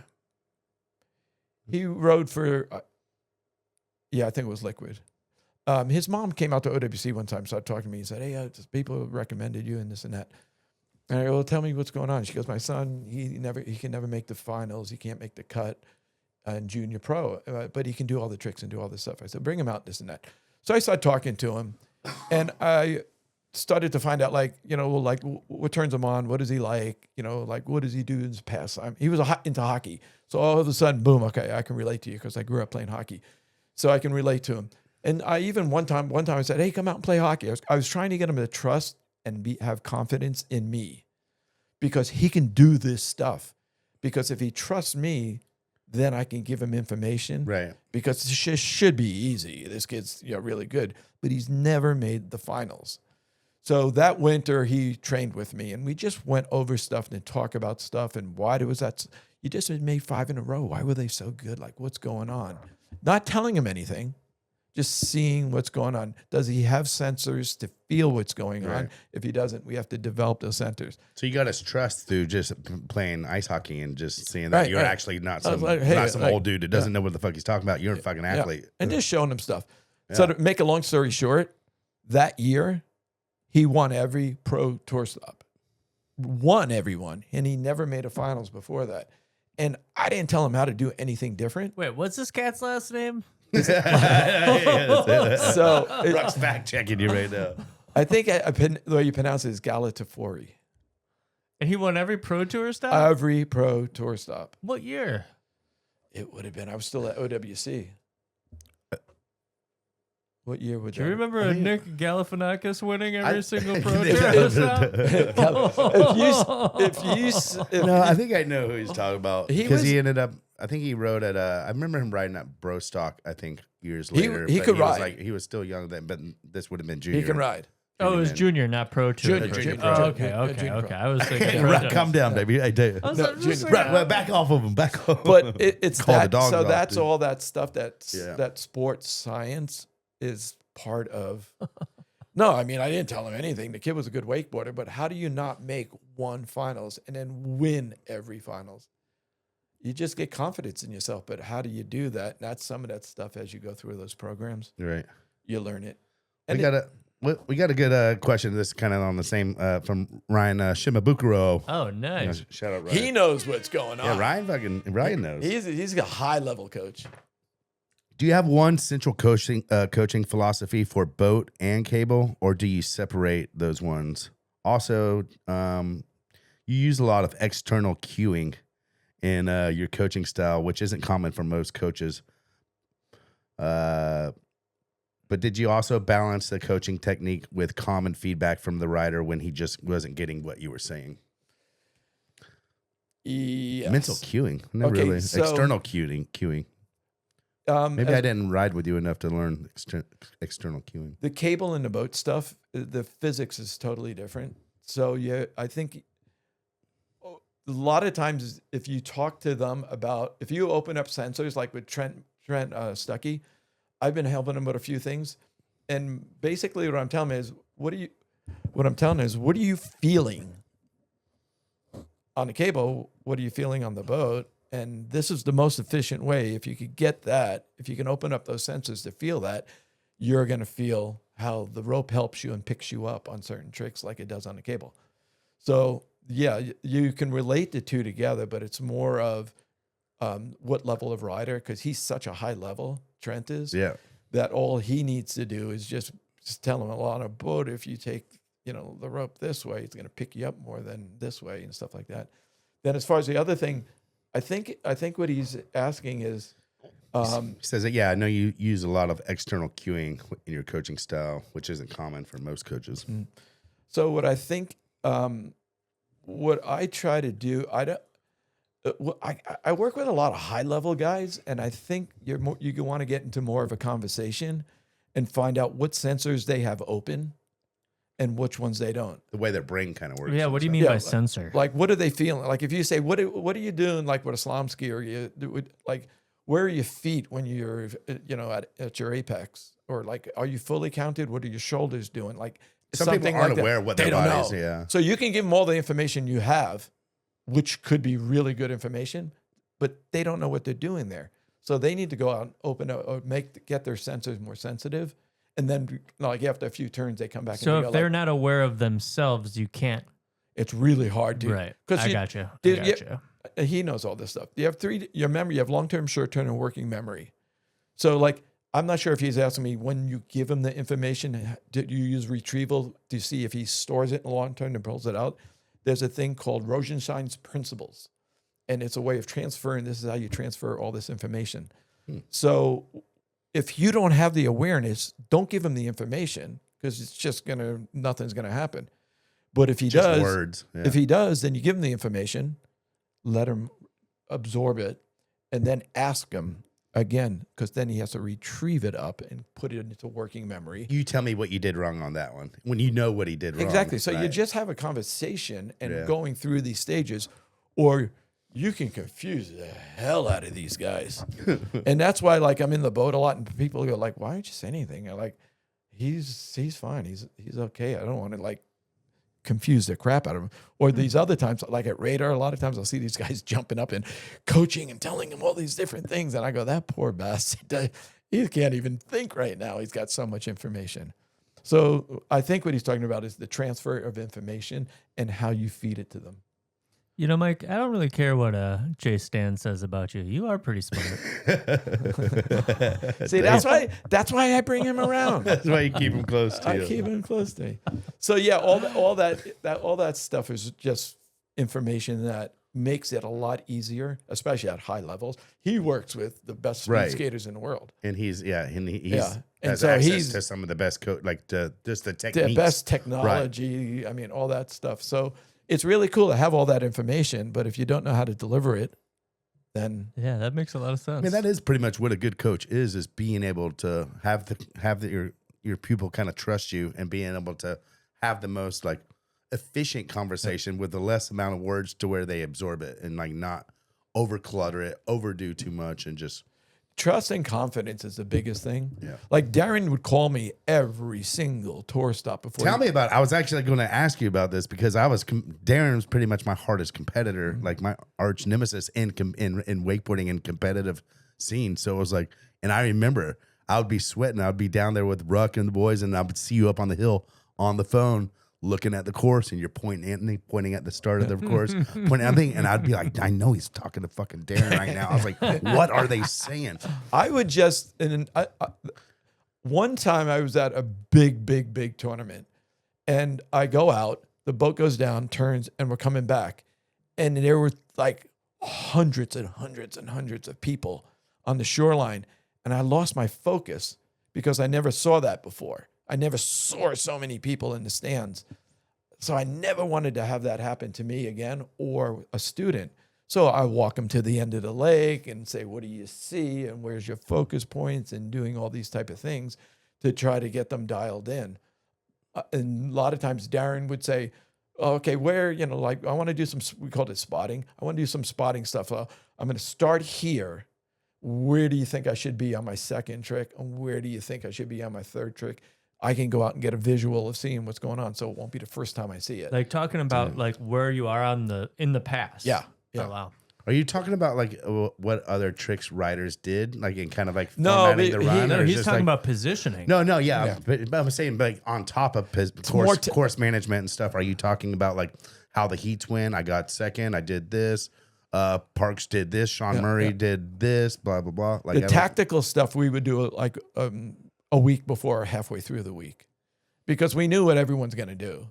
Well, hey, I'd be coming up with some new whirly birds. And shit, occasionally there would be something, but you would want to be prepared. And so like, okay, if it's rough, it's this. You do an easy run. What's your easy run? Right. Show me what you're talking about. Headwind, tailwind, all that sort of stuff. So it was just more tactical, being prepared. I mean, and you think about it, because then it's not your first time that you're doing it. And then we were doing another thing where, like, if in practice, if his third run was his best run, we would do 2 runs mentally on the dock. So his first run is actually his third run. So he would go through, S-bend, blah, blah, blah, blah, blah, blah, and go through the whole thing. So actually all that there is going to be, like, it's all stuff like that you learn. Yeah, and every people's kind of different. And They're all different. brain different. Some people need breathing. By breathing, a lot of times, like controlled breathing relaxes a lot of people. And the focus me and Ruck were super. The me and Ruck were focus gets super into better. breathing before. Yeah. And the focus gets better. So there's a lot of like cool stuff. And I love the Red Bull stuff when we would do all the Red Bull stuff. Yeah. I mean, these guys are the best in the world. All the sports science guys they have. They give you They're the the access best. to, I mean, all the resources for how to train, how the way your brain works, like social media advice, like the way. I mean, they give you a whole thing, a whole. They're the best. Give you a Swiss Army knife of all kind of lessons within. One. There's this guy, one of the sports psychologists that we were working with. His name's Michael Gervais, and he was saying something one time, and I would say, hey, I think I was talking to JD. I'm going like, hey, go out and try a few of these. And then when we took off, he goes, could you imagine if you were on a plane? And the pilot said, hey, we're going to try to fly to New York today. Just like me telling him to try instead of telling him to, well, let's go out and do a few 900s. Or let's go out and try a few. Well, you know what Yoda says. What does Yoda say? There There is no try. There's only do. Exactly. But it's all those little things that everyone says, oh, he's such a good coach. Nah, he just knows when to tell you stuff, when not to tell you stuff. And I still think you're a good coach. I don't know. You're pretty good. Ruck doesn't think so. You never taught Ruck. Nope. That's why. I taught him his trick of the year. You think you told him to do that mob up into the pool? That was pretty good. That was pretty good. I think you were there. I brought you a beer, the first one to bring you a beer. Yep. Monumental. That was kind of sick. Remember Herb was up there watching us shred? And He loved that stuff. Oh, That was sick. I've told that story multiple times about that whole set when Herb was there for for welcome, Yeah. for Yeah. defies, every one of those major shoots, like Herb was up in it. Like he would get so stoked and he'd always ask you like what you thought about it. What do you think, bud? Exactly. He would stand there and watch you guys and just like out of nowhere, he'd just look at you and go like, God damn it. Don't you just love that? It made so much to him to see people using Radar Lake. Danny Harf. And Danny having Harf fun. is a fucking athlete. He just freaking loved watching you guys go. And the crazy shit with the helicopters. Yeah, that was awesome, man. Trust me, that meant a lot to have him there talking to us and like so enveloped in it. Like none of it was like him just showing up just to show face and then get out of there. Like he was in it. He wasn't it. Like It felt like Obi-Wan Kenobi showing up to Right? the fucking All right, party. let's Like get it was just Star like Wars everyone with it, saw him, for you would see sure. him, and you'd be like, "You fucking Herb's here." and then And then you just you would almost disappear actually behind a tree. Yeah, he did that. Or did you get Into close? the- You like you remember what you're going to ask him or something? Yeah. Like He'd love to go for walks around radar, and he would always start talking about a project or something that was going on. What do we need? What do we need to do? He would do anything to make it happen. If you had an idea, he was going to make it happen. He would go 100% on all that stuff. And that's why, I mean, there were a lot of things that we would do that just didn't work, but at least we gave it a good try. He would never, basically you had an open menu to anything you wanted to try. But if it didn't try, move on. we'll throw it against the wall, see what sticks too. Yeah. It seemed like Herb was a really like a troubadour and fucking pioneer of just trying new technology, and not everything maybe worked, but you didn't. A lot of times Really? it didn't, but we gave it a good try. Yeah. But that's the one thing good with Ronix. And people would say, like, how do you guys get opportunities to do all this stuff? And I don't know. We asked Jason, like we were talking about trying some different glasses and stuff like that. And he goes, I'll see what I can do. And he reaches out to those suppliers we were talking about, the aircraft guys or the aerospace guys that come in with their stuff. And he goes, yeah, I got some stuff. We'll try it. And most of the time it doesn't work. But when it works, we got some stuff right now that, I mean, it's mind blowing. Just got to be able to experiment. Yeah. And now it's really cool because some of the stuff we're doing, we're using digital stuff to actually tell you heights and distance. And the difference, you're like, yeah, I think it's better. You're 2.5 feet higher than you were on the other stuff. So we can really see it now with a lot of You can different measure it a lot. Yeah. Really cool stuff. Damn, that's pretty interesting. Yeah. And the one of the ones we're using is based off of your Apple Watch. And so if you're wearing an Apple Watch, it will tell you Hang time, blah, speed. blah, blah, speed. You saw yeah. that data. But Mike can do it better than most people because he has developer software. Yeah, you have. Actually, I didn't. Actually, I need to. I need. Here we go. What now? What's Apple? What's Steve Jobs doing now? Where's to, Apple out? I didn't renew my thing. I thought it was auto renew. What, your developer software? Yeah, I thought it was auto. Either So that wait, so my- you're no my- longer on developer No, software? I'm Oh sick of it. man, Once the word gets out. damn, dude. Jeez. Mike would always have like the next software update like 2 ahead of you, and then you'd be like, "Oh, someone, I got this. You don't have this, but look at that. It did. He had some shit." I would when I would update to the new software, I would screenshot and send it to Ruck. So Let's take a quick little break. From a 1975 Stars and Stripes to a 2026 X-Star, the fact that so many Mastercrafts are still on the water says something. It says progress doesn't come at the expense of longevity. And it means the fourth owner can feel just as confident as the first. Because we don't build boats just to sell this year. We build them to deliver year after year. Mastercraft, held to a higher standard since 1968. All right. Play that music.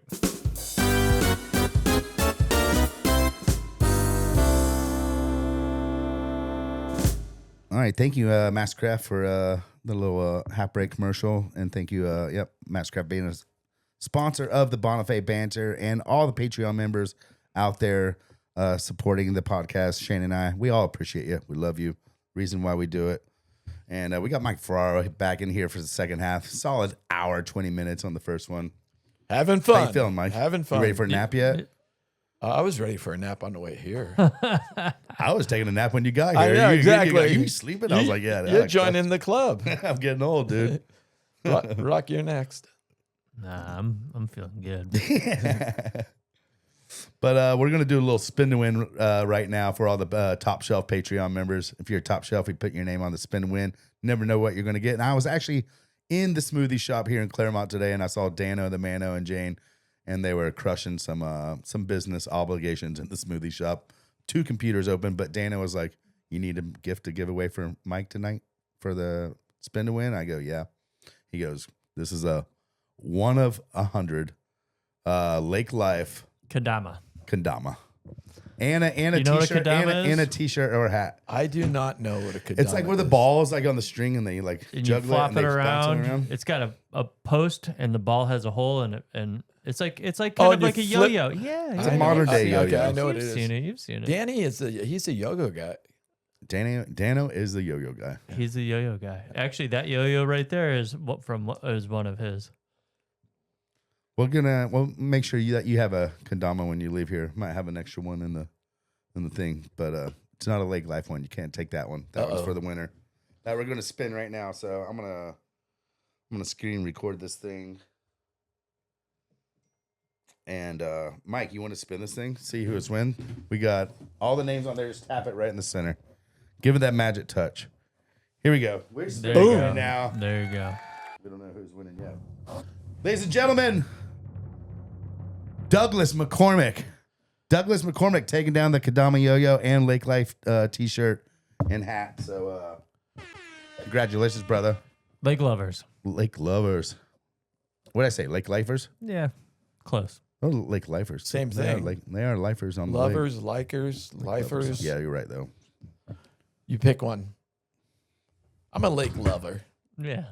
I love lakes. One thing, Mike, love that I Lake. love that like conversations that you and I have had, and you always talk about, because I think everyone that has grown up in our world has done this, and this is something that you talk to me a lot about that like really hits home, because I used to do this when I was a kid all the time. Is when you talk about when you were a kid and you drive by and you'd see water and be like, oh, if I could do this on there, you know what I still mean? do Like it. I you still drive. do I it. remember like driving by like little ponds at like in Wisconsin when I was a kid, where farmers and big farms would have like little ponds and they'd have all these sections, and like even before winching or cable or whatever, you'd just be like, oh man, what could you do on that? You know what I mean? And it's cool to hear like from your perspective that you were doing that when you were, you know. I still do it. Yeah, yeah, If I exactly, see water, exactly. that's the first thing I think of Yeah. is like, is that big enough? Is it deep enough? I love that. But that's that thing that, I mean, like, It's in all of us, kind of. it's like we had an opportunity as little kids to get behind a boat and fell in love with it to the point that you dream it, you eat it, you sleep it. Anytime you see water, you're trying to figure it out. And that's the thing I think is important for us to pass on to these young kids, because a lot of them, I don't think they're that crazy about it. They like it, but they're not that crazy. But if you get that crazy, sky's the limit. You can go. You're going to find a way to be comfortable doing something that you love to do. Just like all of us, we don't have a job. Meanwhile, we get paid to Do what you love. have fun and hang out and design. I mean, like people that I meet through the soccer world with my kids and stuff, they look at me and they go like, "What were you like?" We're doing this project with this stuff and we're designing these things, and they go like, "That's not a job." As Matt Staker would say as he wraps up his shoot, we tricked him again, boys. We tricked him again, boys. That's so true. Do you think it's like you were saying? Do you coach a lot of kids nowadays? Do you do as much coaching? Like, do you think it's harder to find that kind of kid that love the sport and like that gritty That's kind of like? Is it harder to find a young Darin nowadays? That's the Like, key. I mean, like, I'm willing to help anybody. Just ask me, I'll help you. You know, whatever you need and this and that.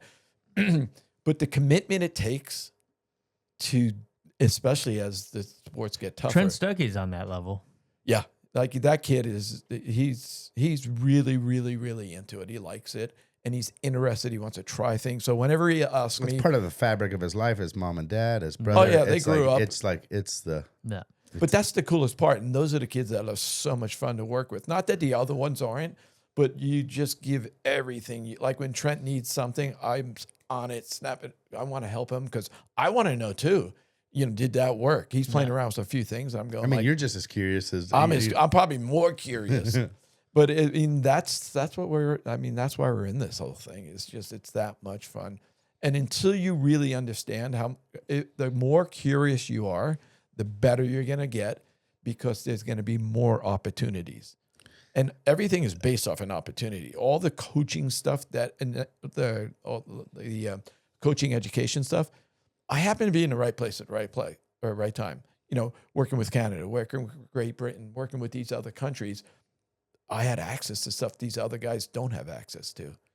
But I mean, whether you're a rider or a coach, I think that it's your, like, I can hear it in your voice when you talk about it. Like, your curiosity is still just as firing today, even on a coaching level, not about the riding of like, oh, did this work? Am I better now? But like, you're genuinely curious about every new technology that comes up. How do you use it? Like, is this technique working for you? It's like pretty sick to see how engaged and how like much you are willing and just like it's in you still to help Trent. And like, you even want to learn as a coach. You're curious to see if this tip worked or not, you know, or whatever. Like, you're always learning. It's pretty sick to see. Yeah, it's you're really very inspirational, man. It's really fun just to be able to be, you know, just whatever you, if you need anything from me, just ask. And if I don't know it, I'm going to probably start searching something to try to figure it out. You start fucking making up some bullshit. Yeah. Oh, you're gonna start making up some bullshit.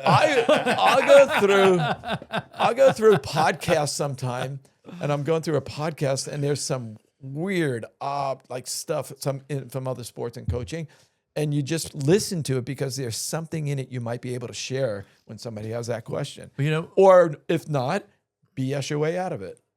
you're good at that. But one thing I want to bring up is when we have R&D days and like specifically like Ronix ones or ones where Paul, Jason, Tim, we got riders, we got, you know, on some days Parks comes out, on some days Jake's and whatever. We have, you know, rotating riders coming out. You, myself, Paul, Jason, Tim, Bryce, we're in the boat for like 3 days straight, right?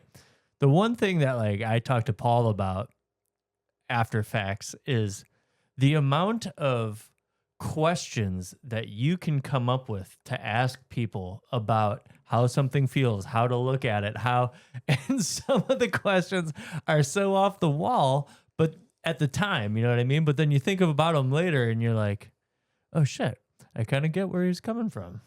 A lot of times, like I love sitting in the boat and watching all the testing that we're doing, but there might be something that I don't know what I just saw.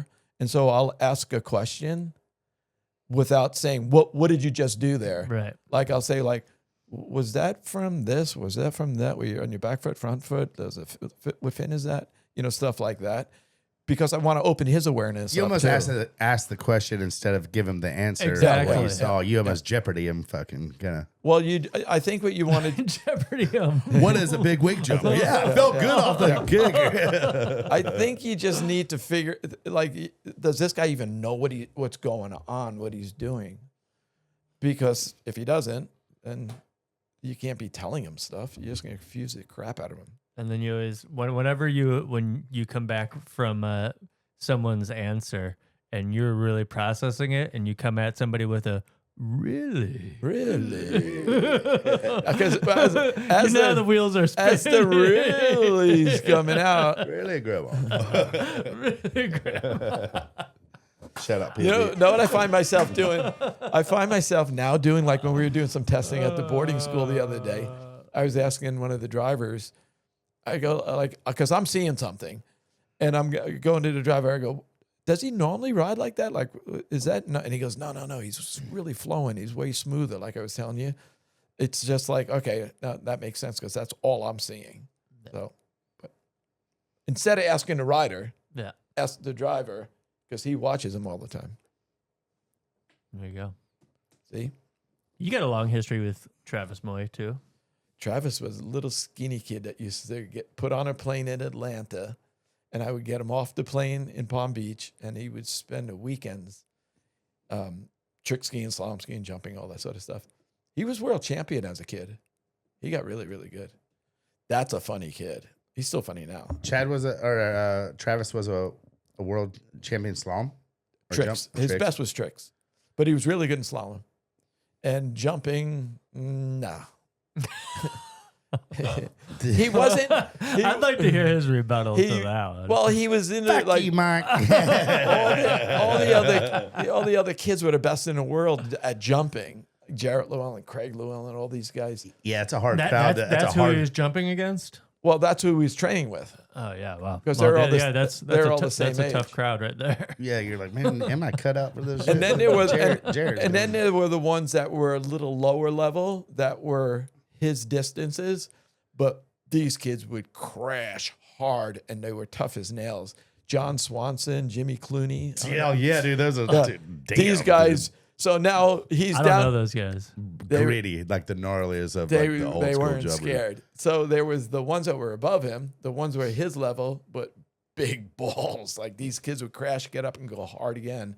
Travis would Jim crash. Clooney was like a cannonball. He's like the size of Darin, probably the density of Darin, and just like He'd go for it. go for it. Good Canadian boy. But John Swanson, that's the last time I ever really jumped. Besides the jackass thing, I was on like John Swanson's jumpers, and Jeremy's dad was driving me up at Jeremy's house. no way. Yeah. In Canada. Yeah, it was the first Nice. time I ever jumped on like 92-inch jumpers. Yeah. Gas the shit out of me. It was scary. Here's a good That was the last time I really taken a good stab at it. here's a good Jeremy one. So Jerry, I'm in a boat and Jeremy Kovac? Yeah, and he's trying this helmet out. We said, hey, try this helmet. It's a really cool helmet. But it was a helmet with a two-way radio in it. And he didn't know there was a radio in it. And I got the microphone. And his first jump would be a 3/4 cut. So you don't do the double cut and go. You swing out on the boat, wait, and then come flying in. And he would go far on them. Yeah. So he doesn't know there's a headset in there. And I got the one in the boat. And he swings out. And he starts cutting. And he's taking a poke at it. I mean, he was going like 3/4, 180 feet. I love where this is going. And right as he gets to the ramp, I go, Did he flinch? He was next level mad. Next level mad. And he was taking a good stab at it. He like you was said, not too. fooling around. What the hell is wrong with you? I thought it was funny. Everybody else did too. Dude, the list of y'all's pranks of fucking. There's actually we actually have a question from Bill. I think this is on a pranker story. He just he goes, have a Mike tell this story. Barefooters, a case of beer, a hot tub, and some commercial blue dye. It's like pretty much. Who has He goes, that? best Eddie Beverly story ever. So I Bill lived Porter. Yeah. I lived in an apartment complex in Palm Beach, and behind the complex was a big grass field, a hot tub, and then you pull the boats right up to the beach there and park them at night. And Mike Seipel had a barefoot school. That's right. And so they'd always run, at the end of the day, they'd run till it was dark. Another Wisconsin guy. Yep. They'd run till it was dark, and then they'd come out and run up to the hot tub in their barefoot suits, run up, hop in the hot tub, and everyone's drinking beers and having a good time telling stories. So I go, I'm going to dye these guys blue. And they don't because it's night. They don't know it. They don't know. They have no idea. And that's when the Smurfs are really big on TV. So I got this packet of it's like powder. Just to date this prank. Smurfs for huge. Smurfs are huge. So So it's like 1985, maybe. it was a long time ago. Yeah. Sounds right. And we dump all the stuff in. And there's like 4 or 5 of us there with a case of beer. And we all know what's going on, everybody with the beers, and these guys come running up. But we wanted them to stay in really long. So we keep handing them another beer and another beer and another beer. Here's a beer, pee Yeah, in the hot another- tub. Don't forget. So sooner or later, everyone had to get out. They climb out of the hot tub. And the weird part was their skin was dyed blue. Was it like that indigo, like super, like dark blue? It was Yeah, dark yeah, blue. yeah. like Porta John blue. Yeah. So here these guys ruined their wetsuits. Now they from here down is blue. From the rest of them is blue, but they're blue for days. Like it didn't go away very good. They were not very happy. And they're just completely done. They were not very happy. They were not very happy. And Thank some you, of them, Bill. Thank you, Bill, for that. That's a good And we were request. telling them to dunk their heads and stuff like that. Like hey, you guys should so dunk you your could heads. who could hold their You breath? got a little something on the. Who could hold their breath the longest? Is that grease? Yeah, they weren't so happy with us. Yeah. How does Eddie Beverly told Bill that? No, I don't know if that was Eddie, but I think it was spaced out. He goes, also, he wants a Eddie That's Beverly old. story. Yeah. That was in the 80s. Eddie Beverly story. Oh God. Actually, we got a. Oh God. All right, yeah, we got a little Eddie Beverly. I reached out to him because I know that y'all have some good history together. Thank God I wasn't a part of those pranks back in the day. I'd probably still be blue. But we got a. I don't know if it's a. I think it's a story request, not a question. But this from Eddie Beverly. Hey boys, this is Eddie Beverly here. It's an honor to be able to come on and speak while Mike Ferraro is on his podcast. I know he's probably trembling over there a little bit, but hey, Mike goes way, way back, and he's probably one of the biggest behind-the-scene innovators that the industry's ever seen, designing some of the coolest wakeboards and skis over the years, and made my job as a sales rep a lot easier. True. But a lot of people didn't know Mike was a pretty good hockey player back in the day and skated pretty well. So Mike and I used to go to the Masters every year. So Mike, tell us a little bit about your inline skating story over at Callaway Gardens during the Masters. That ought to bring some entertainment to the scene. Anyway, you guys have a great evening. Thanks for letting me come on, and see you soon. Eddie B. Miss you, Eddie B. B. Dude, we need to get Eddie B on the podcast sometime soon. That'd be a sick one. So we're this is when rollerblading was a big deal. So we're going from the hotel down that main road, but it was backed up because of the traffic going in and out of the Small place. town. So we're going along, and You're on rollerblades. we're on rollerblades. There's like 10 of us on rollerblades. And we're going down the thing, and a cop pulls us over on For blading? Yeah, but we're in the street, and he thought we. Y'all looking too gay in Georgia? He was like, I'm going to put this stop to this. Boy. So he thought we were the reason it was like all the traffic, but it wasn't. It was just down the road. It was a jam. So he pulls us all over. It's like he was like this real redneck cop in Pine Mountain. You can picture with the like the guy. yeah. Trust Yeah, me. I don't like you we've all- rollerbladers, yeah, boy. I don't like know your that. guy. So we've had some run-ins. Yeah, we've had some run-ins. Allegedly. Yeah, we've Allegedly. had So we're sitting there, and he made us all sit down. He got a pad, and he goes, "I want all your names." So we're going down, and Corey is in a car. Corey Picos is in a car, and they're driving slow because of the traffic. So who was all on blades?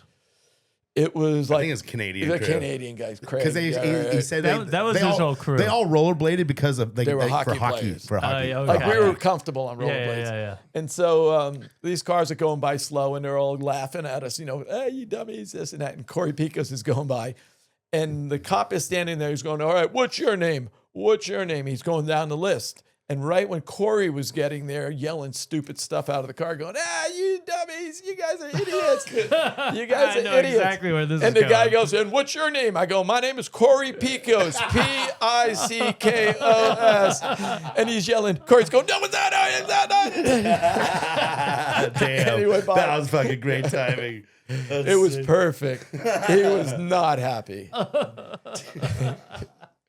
Corey was definitely our knows to be a rollerblader, dude. You know, that's that's so good. I'm so glad Eddie brought that story up because Eddie. almost, I would say, I'm not going to even pick a percentage, but I've heard a lot of your stories multiple times, and I've never heard that story. Wow. Damn, that's kind of hard to do. I've you've never- been with Ruck. You've been with Mike a long time for the last almost 20 years. I haven't said that. You've never I've told me you that some of the story. Eddie Beverly stories. Oh, yeah, you've told me tons of Eddie stories, but you've never told me that. You got another Eddie story while we're on or one you can possibly tell? Eddie rented a U-Haul down in Palm Beach, and he just asked me, can I leave it at the lake for like a week? I've got some stuff to do and this and that, and then I'm going to pick it up and bring the U-Haul back. I said, yeah, no problem. Leave it there. But I saw we left the keys. So, this is, okay, I'll tell you that now. I got a better one. I got a better one. He's got 5 in the locker. Wait. Now we're getting into it. So Eddie goes, I'll be back in a week.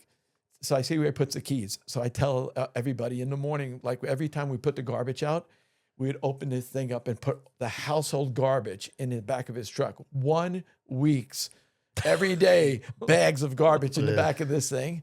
And you know how hot it is. So we close the door, this and that. So then we put some graffiti on the side, some stupid stuff.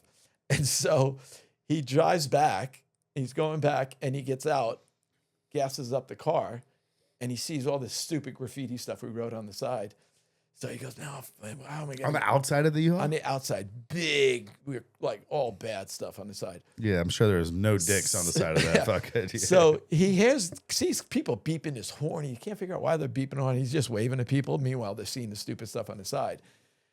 He brings a U-Haul back and he goes, "Hey," to the guy, "listen, there's some stuff written on the back. I think I got vandalized. I stayed at a hotel last night and somebody vandalized it." And he goes, "Oh, all right, whatever. You got insurance, all that." He goes, "But I got to check in the back." He opens the back and he has like all the household garbage in the back of the truck. He calls me up and he's just cursing. You mother- "You're so dead. You're so dead." But this is a better one. Eddie gets a brand new truck and brings it to Expo. Leather interior, beautiful truck. And I see he parks at OWC, and I see where he hides his keys. So Mike's always scanning for the keys, dude. Jeff hears out at the lake. Well, I don't know what we were doing, but he's there, and he had a video camera with him. And there's this blind guy that water skied every day at OWC, and he had a golden retriever, and he would do a lap around the lake. And he was a really nice guy. We all knew him well. We hung out with him and stuff, but he was totally blind. And the CNI dog would go around and he goes this and that. So he comes over to over by the boathouse where the car is, and Jeff and I are there, and the wet dog. And I said, "Hey, do you know how to drive a car?"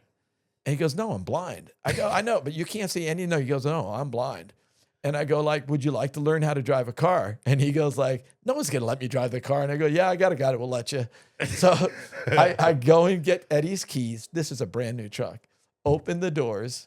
The wet lab jumps in the door on the leather seats. We roll the window down. Jeff's I have a video on the whole thing. Jeff's going, Eddie's gonna kill you. He's gonna freaking kill you. So I tell the guy, "Go ahead and get in the car." But the door is like, this is how you know he's blind. The door is like open like this. He just walks in and whacks himself. like so, and this is on video, so you know no one's fooling around. He's got like blood on his nose and stuff. Oh shit! Yeah. So it's already gone south before it even started, kind of. So I get him up into the car and I go like, "Start it." And he goes, I don't know how to start it. So I reach in, start the truck, and I go, "Okay, you got a gas pedal and you got a brake." And I go like, "Touch the gas pedal and you hear the engine go." And I'm teaching him like, this. And I go like, "Okay, I'm going to close the door." It's so bad. Brand new truck, leather seats, wet dog in there, and a blind guy. So I go, "Okay." And I had to put it in gear for him this. And Jeff's just killing himself laughing. And I go, "Okay, give it a little gas." And back then it wasn't paved at the boathouse. It was all gravel. And he floors it. It's like gravel going, And it did. Yeah, And and the lake's like 20 feet to your left. There's woods 30 feet to your right. I'm running and going, "Stop, take your foot off, take your foot off." You're not in the car with him? No, I'm walking alongside. I thought you had a kill switch or something. I'm walking alongside. So I let him drive it a little in this and that. We put it back. Jeff can't wait to get to Expo and show Eddie the video. Oh wow. Eddie, you gotta check this. Check this shot. And he showed it to everybody in the booth. BG, Paul, everybody was there. So man. my phone starts blowing up, and all of a sudden it's Eddie, and he goes, "You are so dead. You better." And that's all I've heard this He goes, episode is "You better pack." Eddie Beverly told you you're so dead. He goes, "You better pack your car life jackets because that thing's going in the lake." Did he ever get you back? No, yeah. Not like that. Not Not like like that. that. Not like that. Damn, dude. Leather seats. My cheeks are starting to hurt. Yeah, That's what that I'm was a talking good about. one. Is there? There's Yeah, some, yeah, I there's some gotta- more good ones. What's that? Oh yeah, there's definitely some good No. I'm saying Patreon. Patreon questions. I mean, lastly, best Herb story. He also he goes, ask him about the Bill from Performance. He goes, ask him about the girls' wakeboard club at OWC, the impact it had on his life. Did you know you're going to meet your wife there? The Herb. I'm trying to think of a good Herb story. Well, Herb, like the hardest I've ever seen Herb laugh was when we told him the story about the U-Haul. Oh, really? Yeah. The one that you just told? Yeah, but we're at dinner, and someone said, Herb goes to me, hey, tell me the story about what you did to Eddie in his U-Haul truck. Everyone's telling me that you got to ask. You got to ask Mike. He'll tell you. So I said, all right, I'll tell you. Don't get mad at me. Because it was, he's on a company trip. And so Herb started laughing so hard, he started choking. And I'm going, are you okay? I was getting worried because You thought you were going to have to give him the Heimlich? he was crying. He was crying and just laughing so hard he was choking. Damn, He's going, damn it, that could be the funniest thing I've ever seen. Was Eddie mad? I go, ask him. He was at the table too. Dude, it would have been a shit show being in the prank wars with these boys back in the Oh, I'm day. so glad that wasn't a thing. What's up? What happened to that kind of culture? Do people prank? I mean, maybe on a jackass kind of if you're trying to CKY out of maybe a little bit, it just doesn't seem like it's a super common thing nowadays. I feel like it Or was the creativity, the deep creativity. I mean, we've seen punked and stuff on TV, but I'm Right. just saying like more on a home video kind of level, I mean, friend circle kind of I level. hate to say it, but I feel like just as time has gone by, I just think Too soft? back in the day, you grew up with thicker skin. You got bullied, you got fucked with, you got freaking, you know what I mean? Like, and you just had to. There was no, back in the day, you couldn't go run and tell your parents that, you know what I mean? You had to deal with shit, and there wasn't like. Well, your parents didn't give a shit if you did tell them. Like, And- what, are you well, gonna, and what that's am I going to do? Go to the principal? Well, then that's what I'm saying. You just kind of had to learn how to deal with stuff back in the day. So people, I think in general, just had thicker skin. And a little more savvy on the response. Exactly. too. Like, he was like, all right. You learned how to deal with that defend landscape. yourself through exactly. some pranks maybe and some jokes or whatever your angle kind of like. We were constantly doing And even though it was probably more physically abusive, more emotionally abusive, and more whatever, you didn't take it that way. It was just kind of was. There was no HR department back then. Exactly. I mean, maybe there was. Exactly. And I don't and it is. I mean, like back then, nobody really got mad. That's what I'm saying. It was thicker skin. Plus, you knew who not to do stuff too.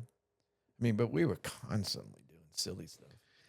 And it was like for a circle of friends too. Yeah, so exactly. It was almost the equivalent because no one had video. I mean, you had videos, but like that was the equivalent of pranking someone and videoing it nowadays. Just doing it within your circle of friends and making sure everyone laughed at it was like. If you did it one-on-one, that's kind of fucking like weird, like fucked up, like But like when you're telling Herb and now you're telling your boss about this prank, that's kind of like the culture of it. Exactly. When your boss wants to know how he wants to hear the story about how you totally freaking. I love it. Yeah, I just gotta check the back real quick. All trash and just stinky trash. There dude. was so much garbage. Shrimp in there. heads. He was not happy. Didn't you put something in Jeff Here's truck one time? Oh, you don't gotta tell that story.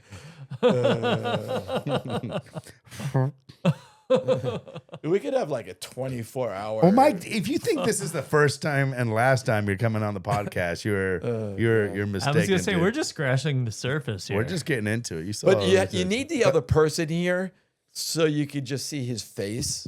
Because like other Jeff stuff. If you could choose one if you're coming on the podcast next, who do you want in this seat right here? Eddie Beverly. Because Eddie Beverly? we pranked each other the most. So it's just a prank. We'll do a whole So prank if you episode. get Ebev on the show, you got to have Mike back. I told Ebev earlier I wanted him on. But you got to All just right. have me walking. So Ebev's going to be in your seat. You're going to be here, Yeah. Mike. Walking halfway through the thing. Just and see his expression when I walk into the room. You want to prank him? I mean, let's not. Well, You let's not can't say tell it him now. I'm coming. What's that? Oh, yeah, he's hearing this. He's hearing this. Yeah. So He wouldn't come. I don't know if he is hearing this, but I hope Eddie hears this. Let's. I got another question here from Hunter Thane from Grab Matters. Yeah, appreciate this, Hunter. Hey Parks, hey Shane, hey Ruck, or at least I think Ruck is here for this one. Hey Mike. Hunter Thane here, Grab Matters Podcast. Long-time listener, first-time caller. I got a couple quick questions for Mike Ferraro. Number one, you've been known to coach a lot of riders, but I want to know who you've learned the most from. Great So I question. know you've given a lot of tips, tricks, all sorts of shit over the years. I want to know who taught you the most. It could be about riding, or it could just be about life in general. Number 2, I want to know if you are a Bonifay Banter Patreon member or not. And if you are, awesome. If you're not, maybe just a little bit of shame on you. Number 3, if I text you a 7th time, will you reply yes or no? That's all I got. Looking forward to listening to this one. Thanks for having me send this in, boys, and hope you guys are having fun. Damn, thanks, Hunter. Yeah, Ooh, few that's a tough one. things to unload there. He's texted you 7 times in a row. You haven't replied back for I that was podcast. I was having hernia surgery, and so but then I canceled it, and then it was just It's a thing. it was a mess. You learn something from everybody that you work with. So I mean, there's some that are real technical that you might learn more from than like probably the water skiers, the really, really high world record holder guys. Those guys you can learn a lot from because you got to ask a lot of questions. You can't tell those guys what to do. You can tell you what you're seeing and you can ask them questions, but a lot of times the questions they ask you make you think or make you research or make you figure out or, As a coach, yeah. yeah. But you learn something from everybody. Like you watching the little kids, you learn something. You learn that, the happiness of it. And you learn what did I do to stimulate that I can do again? Because this kid can't wait to go wakeboarding again. That's interesting. Like not even technique. How do you harness this emotion again? If you can do How do you maintain the joy? Yeah. At the level of the little kids, your job as a coach is how can you have that kid begging his mommy to take you back? Because it was so much fun, no matter what sport. Right. Your job is get the kid Soccer, wake, they got to whatever. fall in love because if they're not in love with it, you can't push them because they just want to do it. But if they're in love with it and Then they you can't can stop push. thinking like we were as kids, you could push me as hard as I want. I want to learn. I'm going to figure it out. I'm not going to stop until I get it type thing. But you have to have the love for it. So you learn that at the early stages, but then at the high stages, you learn a lot because of the questions you ask them. They'll say something back to you. And it's a lot of times it's not a technique, it's a feeling that they have. And then maybe you can share what technique is creating that feeling. Like, what did you feel on that last one? Oh, I really liked it because when I was slide, it felt like this or whatever. You're like, Yeah. let's go. Yeah. And a lot of times at the really super high ones, kind of like a Trent, because he knows the feeling from the cable. How can I get him to understand that feeling on the boat? And he's a real smart kid, so you can just talk to him. And I don't work with Trent, but he'll ask me these questions. He'll send me videos and stuff, and I'll go like, "Well, do you see this? And do you feel that?" And then he'll send me back like the next day a video, and he goes, he said to me one time, he goes, "You might know what you're talking about." The cool thing is like you're not like officially like his coach, but he reaches out to you When he needs it. when like I'm just sharing experiences. well, I'm not telling him what to do. And that's what's really cool is that he knows that you're there and you have the experience and you understand and you can maybe take something he's feeling or whatever and you can kind of re-explain it to him in a Because at his level, there's not a lot of people besides his brother probably throwing him some shit. exactly, Like, yeah. exactly. So he can talk to you and you guys can have there's probably not a lot of people that he can have that conversation with. He gets it right away when you're talking about physics or body mechanics or biomechanics or something. He'll get it right away. And it's like, have you ever felt the rope lift you? And then he's starting to think and he'll go like, yeah. And then he'll understand how to do that on the boat or take it from the boat. He makes changes that will blow your mind in one day from not making something to like, holy smokes. I've told you some of the videos. Yeah. I'm going like, this kid gets good overnight. It is fascinating to watch, dude. It's really cool. The best part is he's a nice kid. He's curious and he really wants to learn. And then his family's amazing. I mean, between Gavin and yeah. Shannon and Jason, like they're just the fabric of it's what their family, just the love of water, but also like getting better in as a group and kind of like And the fun part about it is, like, they're one of those families. There is no stress, no pressure. You gotta win the world champ. There's none of that. The kids are just having fun. They're doing it the way you want to do it. Just everyone's having a good time. Mom's having a good time. Dad's having a good time. The boys are having a good time. It's been really cool watching those kids grow up in the family dynamic and Yep. the way they do it. That's a model. That Yeah. other. Because they grew up in Hiawassee. Yeah, there, right across the lake from where we spent a lot of time out there. Yeah. Did they live there when we're? I don't think so. Maybe. I don't know. I mean, I don't think they were really the boys were born. Yeah, 2000. I was talking about Jays. Yeah. Yeah. Damn, Mike, man. I got to unless I you got anything. I got one more question. It's kind of not about coaching or anything, so you can. Yeah, if you no, wanna this do. isn't about coaching either. I got two questions. I have Mike, you and I have spent a lot of time at Lake Ronix from the first day we went to check it out to the end. What was your, and it doesn't have to be a specific one memory, but what stood out to you the most about like the magic of Lake Ronix? Because there's a lot of magical shit, but there's a lot of times where there'd be a shoot going on or stuff would be happening. We'd have dealers there, and you and I would look at each other from across the bi-level or whatever and give a little nod and know that this is what it's freaking about. You know what I mean? Like, what's happening. Yeah. Some of my favorite times were when we'd have the photo shoot, the brochure shoots, when the Euros were there. Because those guys freaking love to wakeboard. And there's just the vibe coming out of that house, out of Miss Betty's. Yeah. And just seeing, sleeping bags all over the place and just guys staying up all night and going to session, the pool in an hour, and just the vibe. I like that. Yeah. I thought that was really, really cool.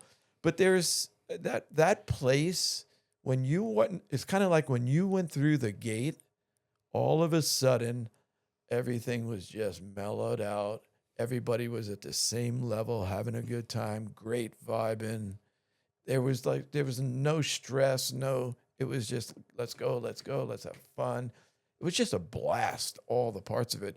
But some of my favorite times were the one all the Euros were there camping out for 2 weeks. Mm-hmm. And then just watching them every day, sessioning the pool and stuff, and just seeing how by the time they got to shoot all the cool things that were going on. Yeah. Yeah, it was a lot of fun. A lot of good memories. And then my follow-up to that is, I ask this fairly regularly. Give me your favorite Chad Sharp way, Lake Ronix story. In a sharp way. And that means the way Chad Sharp would do something, no matter. You couldn't tell him otherwise. It's just the sharp way. No. You know how many times he told him what the chainsaw, he's going to stall it? Well, Chad would always, instead of cutting down, Chad would always like turn it under and cut up, right? Stab it in.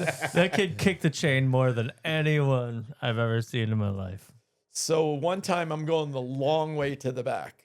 You pull it towards you too. And I come around, I see Mark's truck. Mark Rossiter, right? Yeah, his truck. He has an old beater truck.